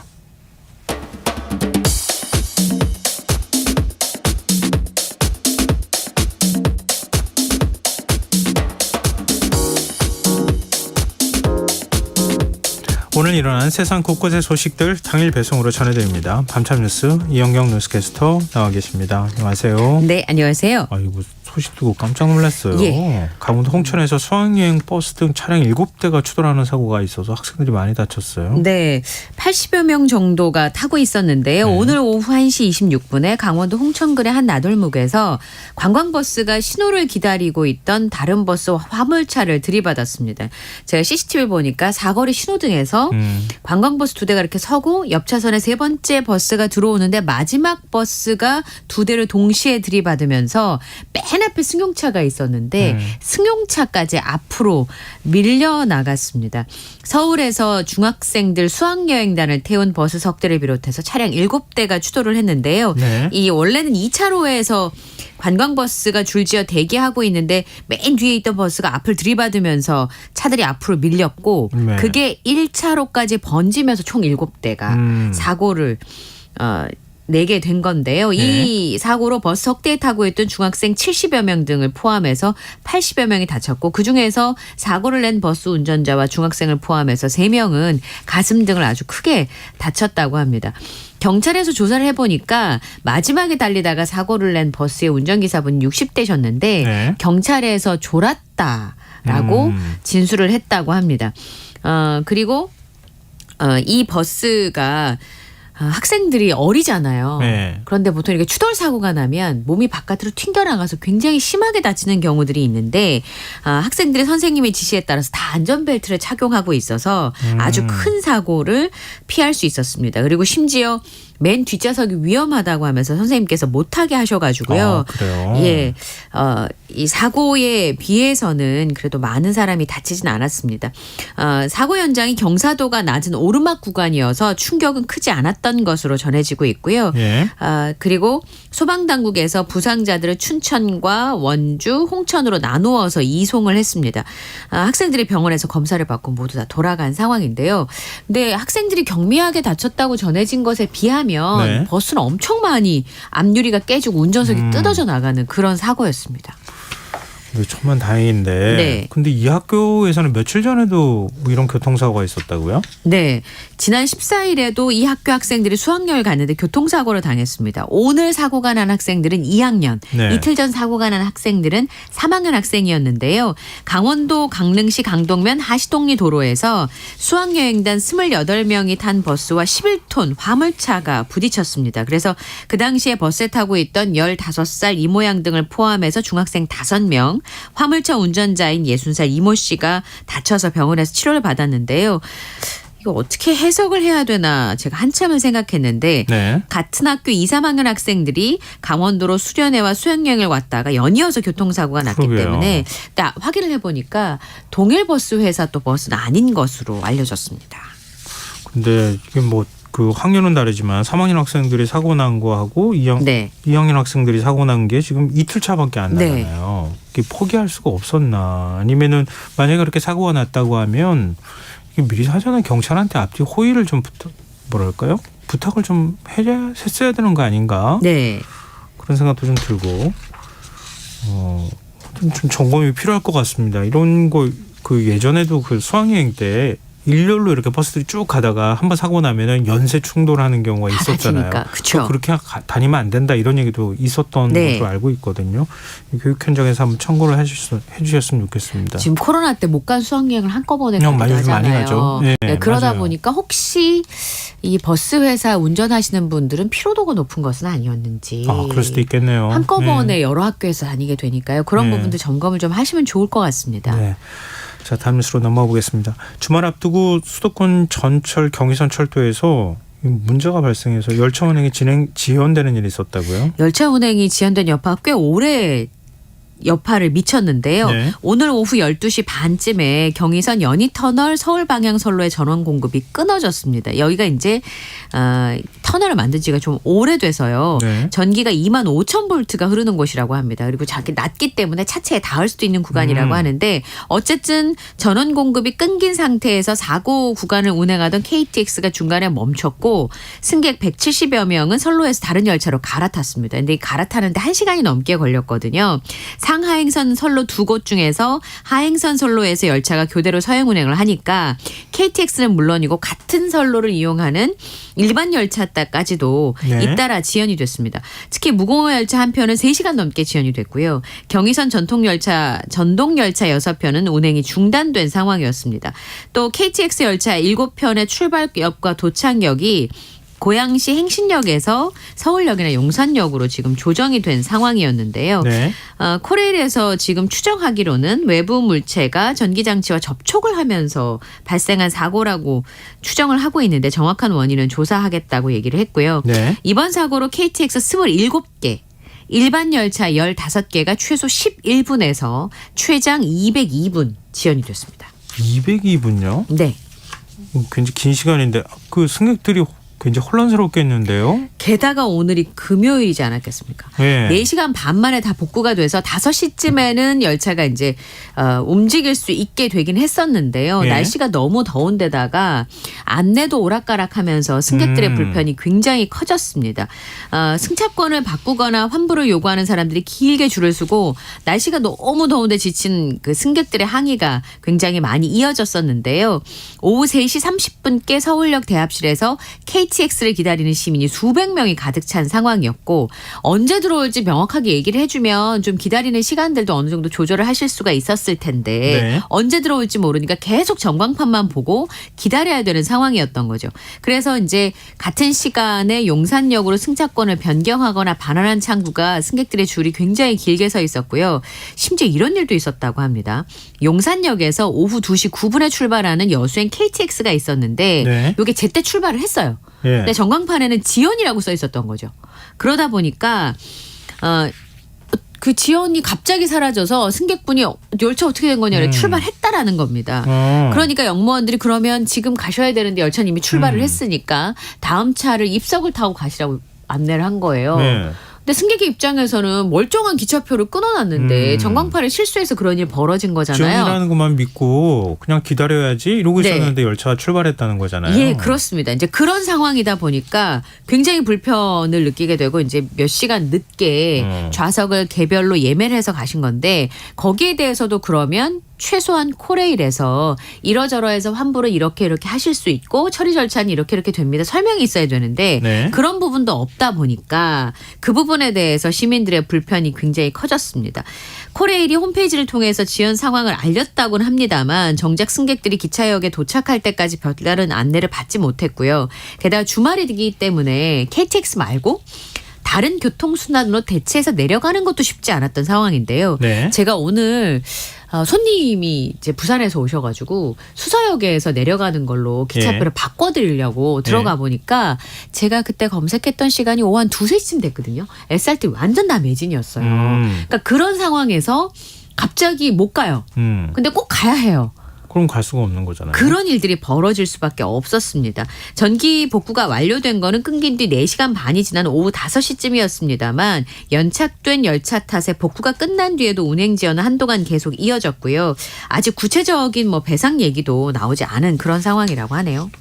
원래 보상을 어떻게 해준 겁니까? 이럴 때는. 원래는 열차 지연의 경우에는 천재지변 이외의 공사의 규책 사유로 KTX 및 일반 열차가 20분 이상 지연되는 경우에는 네. 소비자 분쟁 해결 기준에 따라서 정한 금액을 배상하게 되고요. 특실 요금은 배상 금액에 포함이 되지 않는다고 합니다. 네. 지연 시간이 20분에서 40분 미만인 경우에는 열차 이용 금액의 12.5%, 40분 이상에서 60분 미만의 경우에는 25%, 60분 이상은 50%인데요. 신용카드로 결제했을 때는 지연 배상 금액이 자동 환급이 되고요. 기존 열차가 지연이 되면 승객이 도착역이나 모바일 앱에서 별도로 지연 배상 환급을 지금까지는 했었어야 되는데 최근에 그게 바뀌면서 예. 2021년 8월부터 간소화 서비스가 돼서 따로 신청은 안 하셔도 된다고 합니다. 지연되는 날부터 이제 하루나 이렇게 지나게 되면 카드 결제 그 승인이 자동 취소가 될 수 있고요. 예. 또 필요한 부분만큼의 정해진 금액이 배상받을 수 있습니다. 또 현금 결제는 지연된 날로부터 1년 이내에 승차권을 모든 역에 제출하면 환급받으실 수 있고 계좌이체도 코레일이나 홈페이지를 통해서 신청하실 수 있는데 지금 현재로는 아직 구체적인 계획이 안 세워진 상황이고요. 다음 주 초에 국토교통부가 합동조사단을 구성해서 열차 안내 체계를 점검하기로 했다고 합니다.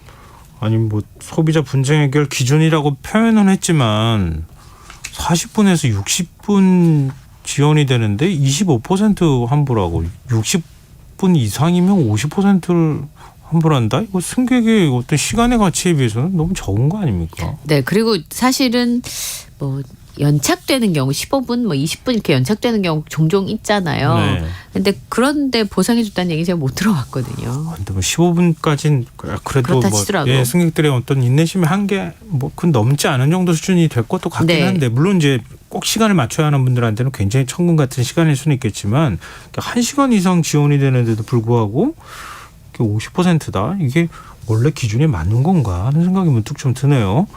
근데 코레일이 유난히 지금 사고가 잦은 것 같은데 예.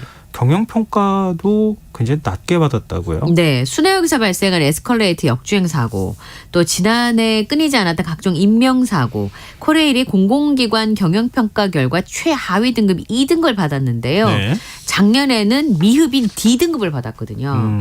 그러니까 보통 이렇게 등급이 좋지 않으면 예산을 삭감하거나 복지 혜택을 축소하거나 이런 상황입니다. 근데 올해 공기업 가운데 아주 미흡을 뜻하는 2등급을 받은 기관은 코레일이 유일한 상황입니다. 작년 11월 오봉역에서 근무 중인 코레일 직원이 후진한 열차에 치여서 숨진 사고도 맞아요. 있었죠. 네. 같은 날 영등포역에서는 무궁화호가 탈선해서 30여 명이 경상을 입는 이런 안전사고들이 계속 일어나니까 코레일의 안전불감증 논란이 계속되고 있습니다. 그래서 지난 4월에는 역대 최고 금액인 19억 2천만 원의 과징금을 부과한 상황인데요. 지금 정부에서 발표한 내용을 보면 작년에 고강도 공공기관 혁신안 발표를 통해서 예산을 줄인다든지 네. 복지 혜택을 줄인다는 제도 개선 그리고 보수체계 개편을 추진을 한 상황입니다. 보통 이제 이렇게 등급이 낮게 받게 되면 기관장이 이제 그만두는 경우가 굉장히 많은데요. 네. 지금 나희승 전 사장이 지난 3월에 이미 코레일 같은 경우는 해임이 된 바 있습니다. 그러니까 사실 이 조치는 이어질 수도 없는 그런 상황인 거죠. 그리고 코레일 임원들은 2년 연속 성과급을 받지 못하게 되는 상황인데요. 작년에 단기 순손실이 발생한 공기업 중에서 적자폭이 그 전에 비해서 50% 이상 감소한 기관 임원을 대상으로 해서 성과급의 50%를 자율반납하라고 권고하고 있습니다만 이미 지난해 2등급을 받아서 성과급이 제한된 바 있습니다. 코레일이 과연 지금과 같은 적자 노선을 계속 유지하는데 네. 이익을 많이 남길 수 있을까 하는 생각이 좀 들었고요. 네. 지금 계속 사고가 나는 게 인력을 감축해서 사고가 나는 건 아닐까? 뭐 이런 의문을 좀 갖게 되네요. 근데 계속 이익만 남기라고 체근하는 게 이게 맞는 건가? 지금 앞뒤가 안 맞는 모순되는 상황들이 계속 발생하는 거 아닌가? 그런 생각도 듭니다. 자, 지금 여러분께서는 KBS 라디오 김성환의 시사회와 함께하고 계십니다. 밤새면서 계속 이어가겠습니다. 2살 된 아들을 사흘간 집에 방치해 사망에 이르게 한 20대 여성이 재판에 넘겨졌는데 아이고 이 사진이 좀 공개가 돼서 많은 분들이 좀 안타까워하고 있는 것 같아요. 제가 자세히 설명드린 건 좀 적절치 않을 것 같긴 한데요. 네. 오늘 2차 공판이 열렸어요. 공판 과정에서 숨진 여성, 그 아이가 숨진 그 여성의 자택에서 빈 소주병이 30개나 발견됐다라는 사실이 공개되기도 했습니다. 네. 20개월이면 혼자서 뭘 챙겨서 먹을 수 있는 나이가 아니잖아요. 그렇죠. 예. 네. 2월 2일 새벽까지 1월 30일부터 아이를 혼자 두고 외박해서 살해한 혐의로 구속 기소가 된 상황인데 발견될 당시 아이가 위에 상의만 입고 있었대요. 굉장히 추웠잖아요. 네. 그리고 혼자 두고 나가는데 보니까 이렇게 김에다 밥을 싸놓은 밥 공기가 하나 있었고 그다음에 아이가 얼굴과 목 주변에 구토한 것으로 추정되는 흔적이 남아 있었다고 합니다. 그리고 이미 사망한 지 시간이 흘러서 이게 색깔도 변하고 있는 상황이었다고 하는데요. 그 당시 20개월 그 아들의 키가 75cm, 몸무게가 7kg이에요. 네. 근데 보통 아이들이 태어날 때 3kg에서 4kg 정도 그쵸. 되고 한 넉 달 정도만 지나도 7kg은 충분히 되거든요. 그런데 벌써 20개월인 아이가 이 정도밖에 안 된다는 건 제대로 먹지를 못했다는 얘기이고요. 빈 소주병뿐만 아니라 밥솥에 밥을 보니까 굉장히 위생 상태가 좋지 않았던 것으로 보인다고 합니다. 그리고 소아과 전문의 의견으로는 아이가 평균 아이들보다 발육이 좋지 않았기 때문에 굉장히 오랫동안 방치되어 있었을 때 버틸 체력이 없었다라는 겁니다. 그래서 탈수와 영양결핍으로 사망한 것으로 보고 있는 상황인데요. 근데 이제 이 엄마의 변호인 측에서는 상습적으로 아동을 학대하거나 유기하거나 방임한 것은 아니다라고 주장을 하고 있는데요. 네. 최근 1년 동안 60여 차례나 집을 비우고 상습적으로 나가 있었던 것으로 조사가 됐는데 변호인 얘기로는 남편이 집을 나간 이후에 혼자 독박 육아를 하면서 아이가 잘 때만 PC방에 갔다 왔기 때문에 방임으로 처벌할 수 없다라고 하는 주장을 했고요. 그리고 무료인 영유아검진이나 필수 예방접종을 받아야 된다는 사실을 몰랐다고 합니다. 그리고 국민의 의무가 아닌 복지 혜택이기 때문에 그렇게 했다고 해서 피고인을 아동학대로 처벌할 수 없다 이런 주장을 하고 있다고 하네요. 네. 참 우리 마지막으로 날씨 얘기 네. 좀 하고 마쳤으면 좋겠는데요. 주말에 오늘도 좀 더웠는데 더 더워진다고요? 월요일까지 더울 것 같습니다. 지금 내일 아침은요. 아침 최저 기온이 16도에서 23도, 낮 최고 기온이 27도에서 34도인데 햇볕이 너무 좀 강할 것으로 보여서 네. 특히나 야외에서 활동하시는 분들은 주의를 좀 하셨으면 좋을 것 같고요. 그리고 지금 이런 더위는 18일의 경우에도 계속 이어집니다. 18도에서 24도 아침 최저 기온이, 낮 최고 기온이 25도에서 34도까지 이어질 것으로 보이는데요. 이런 날씨는 언제까지? 월요일까지. 그리고 화요일 수요일부터는 제주 남쪽 해상에 저기압이 지나면서 전국이 흐리고 비가 오겠습니다. 근데 요거는 잠깐 저기압이 지나가는 거로 비가 오는 것이지 장마가 시작되는 것은 아니고요. 햇볕이 강할 때는 자외선과 오존을 주의하시기 바랍니다. 저 오늘 에어컨 틀어야 되나 유혹에 잠깐 시달렸어요. 그리고 이제 지하철에 에어컨이 좀 강하게 틀면서 조금 춥더라고요. 저 같은 사람은. 예. 그래요? 예. 벌써 그런 계절이 돌아온 것 같습니다. 네. 자, 오늘 밤참수 여기까지 하겠습니다. 지금까지 이영경 뉴스캐스터와 함께했습니다. 고맙습니다. 감사합니다.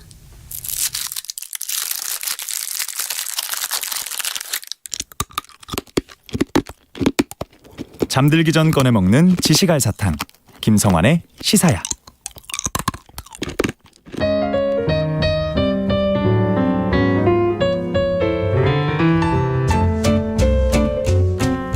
금요일 밤 촉촉한 감성 속으로 여러분을 안내해드리는 시간이죠. 심야음악다방 스피노프 스크린 음악다방 이미온 음악 전문기자 함께하겠습니다. 안녕하세요. 네, 안녕하세요. 자, 어떻게 오늘 주제를 준비해 오셨을지 궁금한데요. 네, 고집불통이다. 네? 이런 말들 있잖아요. 깜짝 놀랐어요. 저한테 얘기하는 거. 설마 제가 또 오늘 일성으로 이런 얘기부터 공격할 리가 없잖아요. 근데 그런 얘기들 많이 하죠. 그런 얘기 많이 하잖아요. 고집 진짜 쓴 사람이야. 막 이렇게도 얘기하고 그러죠. 네. 고집에다가 불통까지 합치면 정말 고집불통이 되는 건데 사회생활 할 때 만나면은 정말 생각만 해도 골치 아픈 캐릭터일 거예요. 하지만 예외인 영역이 있습니다. 바로 예술의 영역인데 예술의 영역. 예술관 좀 고집이 있어야 된다는 얘기를 하죠. 그렇죠. 특히 뭐 천재들, 장인들 중에서 예술 분야에서 특히 어떻게 보면 좀 칭찬 섞인 키워드가 될 수도 있는데요. 오늘은 그런 고집불통 음악가에 대한 영화 그리고 영화 음악을 준비를 해봤습니다. 고집불통 음악가. 네. 누굴까? 사실 뭐 상당히 많은 거장 음악가들이 고집불통으로 알려져 있긴 하죠. 뭐 한 가지 일을 사람이 계속 하다 보면 그 일을 닮아가겠죠? 그렇죠. 그러니까 그걸 하는 행위에 사람이 거기에 빠지게 되면 그 사람도 거기에 닮아갈 수밖에 없어서 아무래도 좀 고집스러워야 되지 않을까 또 싶거든요. 네. 근데 그러면서도 만약에 유연하게 다른 사람하고 소통을 잘하면 뭐 더할 나위 없이 좋겠지만 그걸 나쁘게만 표현할 수는 없겠다는 생각이 드는데요. 맞습니다. 네. 그러면은 어떤 영화를 갖고 오셨을까요? 네, 일단 첫 작품은요. 1991년 프랑스 영화입니다. 세상의 모든 아침. 왠지 라디오 프로그램 제목 같은 느낌이요. 그렇죠. 뭐 라디오뿐만 아니라 뭐 베이커리 이름 뭐 커피숍, 뭐 가게, 뭐 등등등 정말 많이 이렇게 원용이 많이 되는 그런 제목인데요. 실존 인물이에요. 프랑스의 비올라 다 감바라는 옛날 악기가 있습니다. 이 비올라 다 감바의 명인인 무시우 드 생트 콜롱브에 대한 이야기. 그리고 그 제자이자 또 유명한 바로크 음악가인 마렉 마레에 대한 이야기를 담은 영화예요. 배경은 17세기 중반 프랑스입니다. 이 생트 콜롱브 선생이죠. 이분은 이제 시골에 처박혀서 두 딸과 함께 전원 생활을 하면서 이 비올라 다 감바 악기 연주에만 몰두하는 사람인데요. 이 프랑스 전국에 이 당시에는 뭐 무슨 SNS도 없고 하지만 엄청난 명인이 파리 외곽의 전원에 살고 있다. 이런 전설처럼 살아있는 전설처럼 구전으로만 전해진 인물이에요. 하루는 궁정 합창단에 있었는데 변성기가 와서 쫓겨난 어떤 청년이 찾아옵니다. 이 청년이 바로 마렉 마레인데요. 이 마렉 마레가 읍소에 읍소를 거듭한 끝에 이 생트 콜롱브의 제자가 되면서 이 운명적인 두 음악가의 만남에 대한 이야기가 펼쳐지는 그런 영화입니다. 이게 배경이 17세기라고 하셨나요? 네. 실존하는 음악가. 실존하는 음악가요. 그렇군요. 근데 이 생트 콜롱브가 재밌는 거는 제가 풀네임을 무시우 드 생트 콜롱브라고 말씀을 드렸잖아요. 무시우는 뭐 아시겠지만은 무시우 마드모아젤 할 때 뭐 우리식으로 하면은 생트 콜롱브 선생 우리식으로 하면 무슨 선생 전체 풀네임이 알려져 있지 않고 뭐뭐 선생, 뭐뭐 선사 이런 식으로 알려진 사람들이 있잖아요. 그러니까 그 이름이 알려져 있지 않을 정도로 굉장히 전설적인 인물이에요.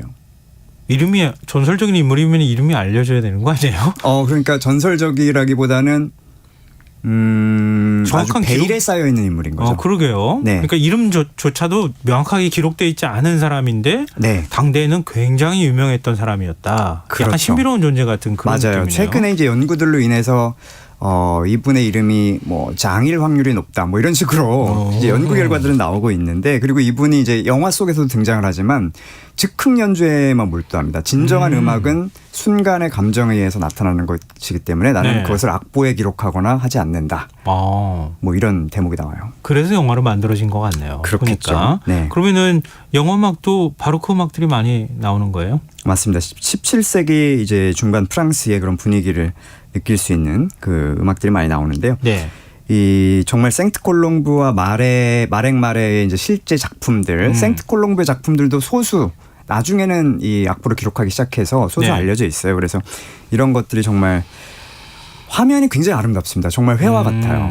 풍경화 같아요. 이런 것을 배경으로 정말 고화하게 이 스크린을 장식을 하는데요. 특히 이제 극 중에서는 비올이라고 많이 지칭이 되는 이 고악기입니다. 비올라다 감바. 이 음색이 정말 아름답고요. 실제 연주는 조르디 사발이라는 분이 했어요. 이분은 이제 스페인 출신인데 원전 연주, 고음악 이것에 정말 전문가입니다. 이 조르디 사발과 악단이 맡아서 이 영화 자체가 대사는 굉장히 시적이고 화면은 굉장히 회화적이고 음악은 굉장히 우아한 이런 것들이 아주 황금 조합을 이루는 명작을 만들어냈습니다. 혹시 생트콜롬브가 사는 지역이 프랑스 남부예요? 남부는 아니에요. 남부는 아니에요. 네.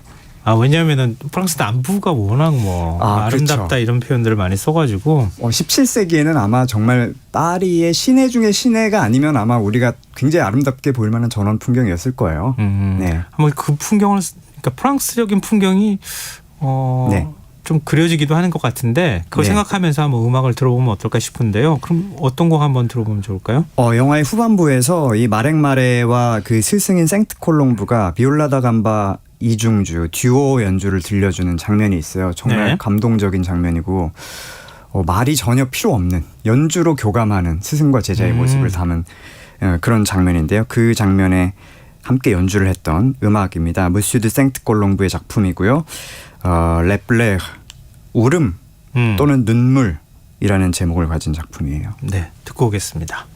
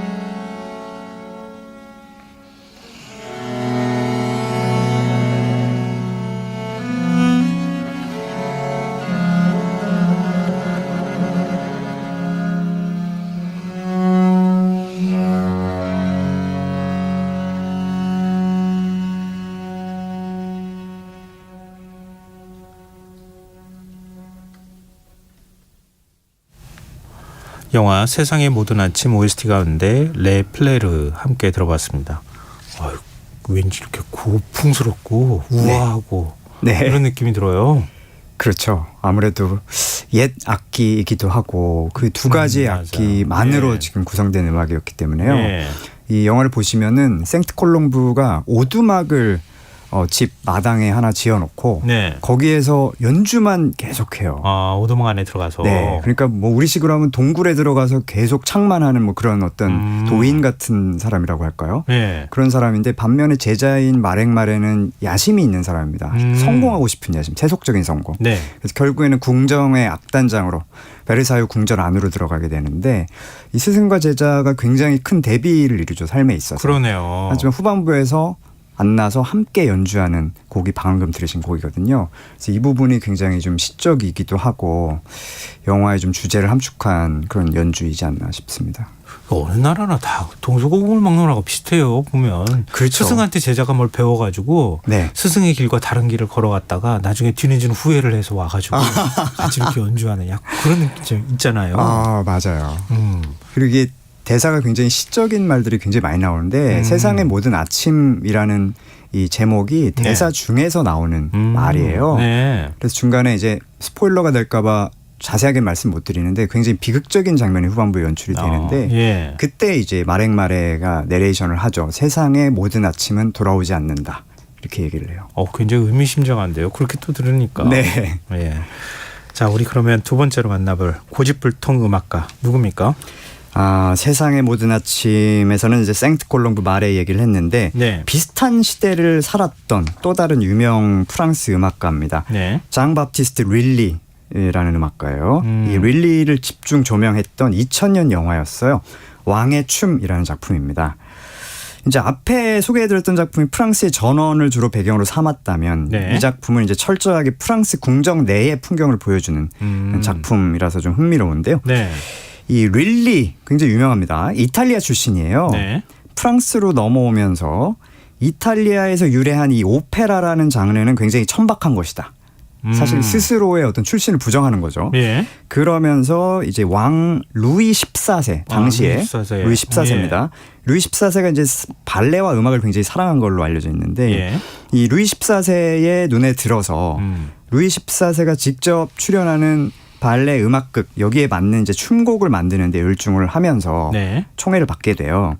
이제 특히 이분도 유명한 분인데 극작가 겸 연출가죠. 몰리에르. 이 몰리에르와 릴리가 이제 의기투합을 해서 연극과 최고의 음악을 결합시킨 그런 장르로 해서 왕을 굉장히 사로잡게 되는데 이 문제는 귀족과 성직자들의 어떤 부패라든지 이런 것들을 은유적으로 희롱하는 이런 내용들을 많이 넣게 돼요.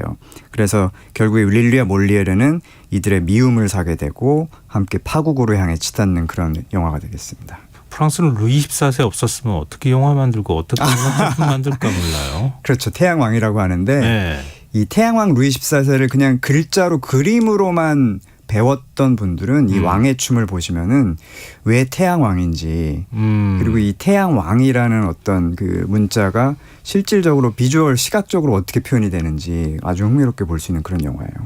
그렇군요. 후반부에 보면은 루이 14세가 온몸에 정말 머리끝부터 발끝까지 황금색으로 칠을 다 하고 나와서 연기를 하는 장면이 나오거든요. 춤을 추고 직접.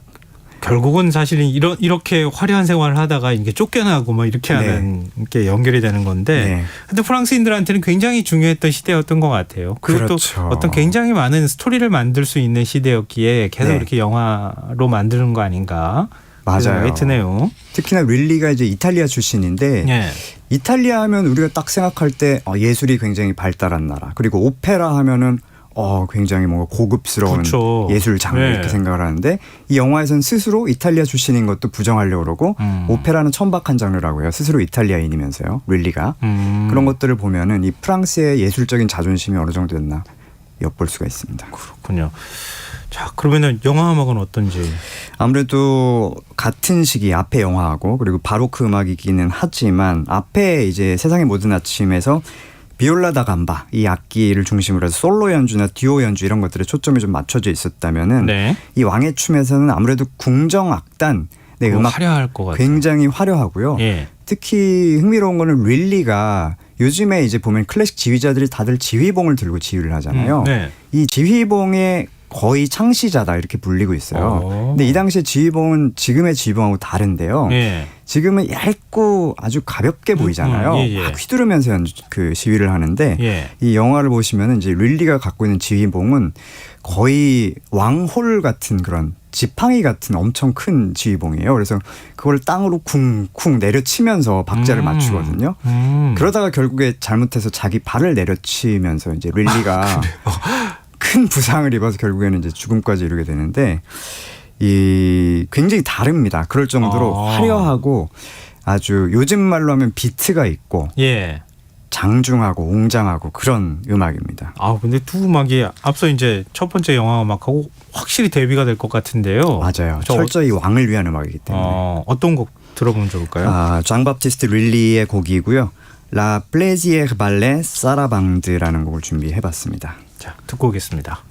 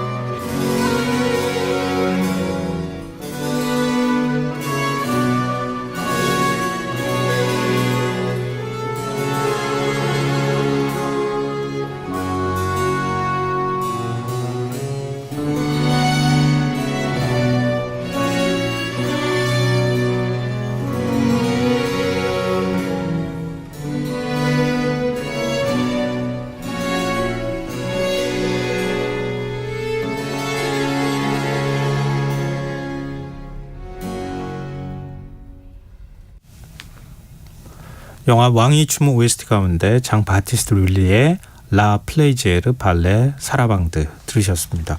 네. 이게 어떻게 표현해야 되죠? 왠지 춤을 춘곡은 아닌 것 같은데 네. 왠지 팔을 휘저어야 될 것 같은 느낌이라고 해야 되나? 이거 어떻게 되죠? 네, 영화 보시면은 루이 14세가 직접 이 춤을 추거든요. 이 발레. 춤을 춰요? 네, 발레예요. 왕이 발레를 춰요? 왕이 직접 발레를 춥니다. 그 시대에는 그랬어요? 네. 그럼 제가 이렇게 팔 휘저을 것 같은 느낌이 맞는 거예요? 팔도 휘젓고 네. 막 빙글빙글 돌고 막 그래요. 그럼 우리가 알고 있는 뭐 왈츠나 이런 느낌의 어떤 그 춤 느낌은 완전히 아닌 거네요. 완전히 춤은? 아니죠. 네. 발레인데 더 고전적인 발레라고 보시면 될 것 같고. 예.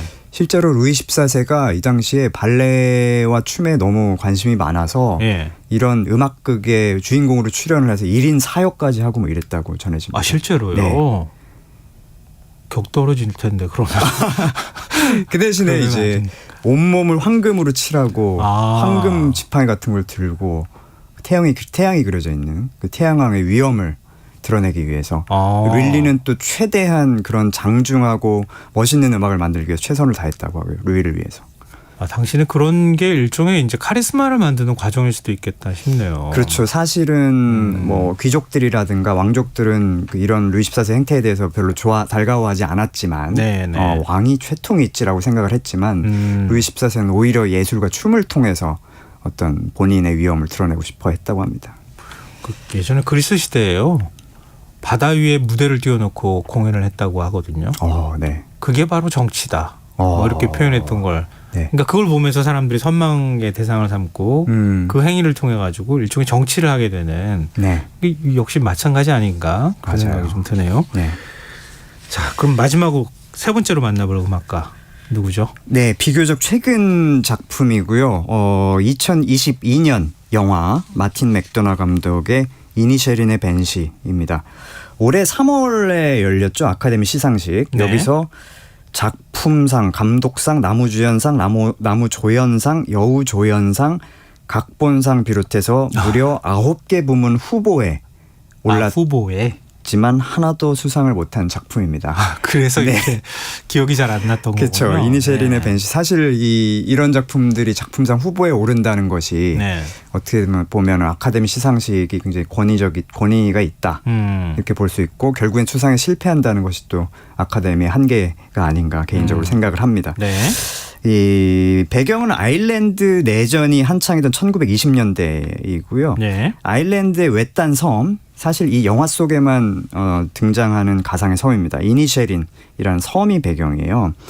이 파우릭과 콜름이라는 인물이 있는데요. 두 사람은 나이 차이는 굉장히 있지만은 정말 중마고우처럼 꼭 붙어서 지내는 그런 사람들이에요. 매일 펍에서 만나서 이제 왕수다를 떠는 친구들인데요. 이 콜름이 나이가 많죠. 나이가 많은 콜름이 어느 날 이제부터 자네 파우릭 나한테 말 건네지 말게.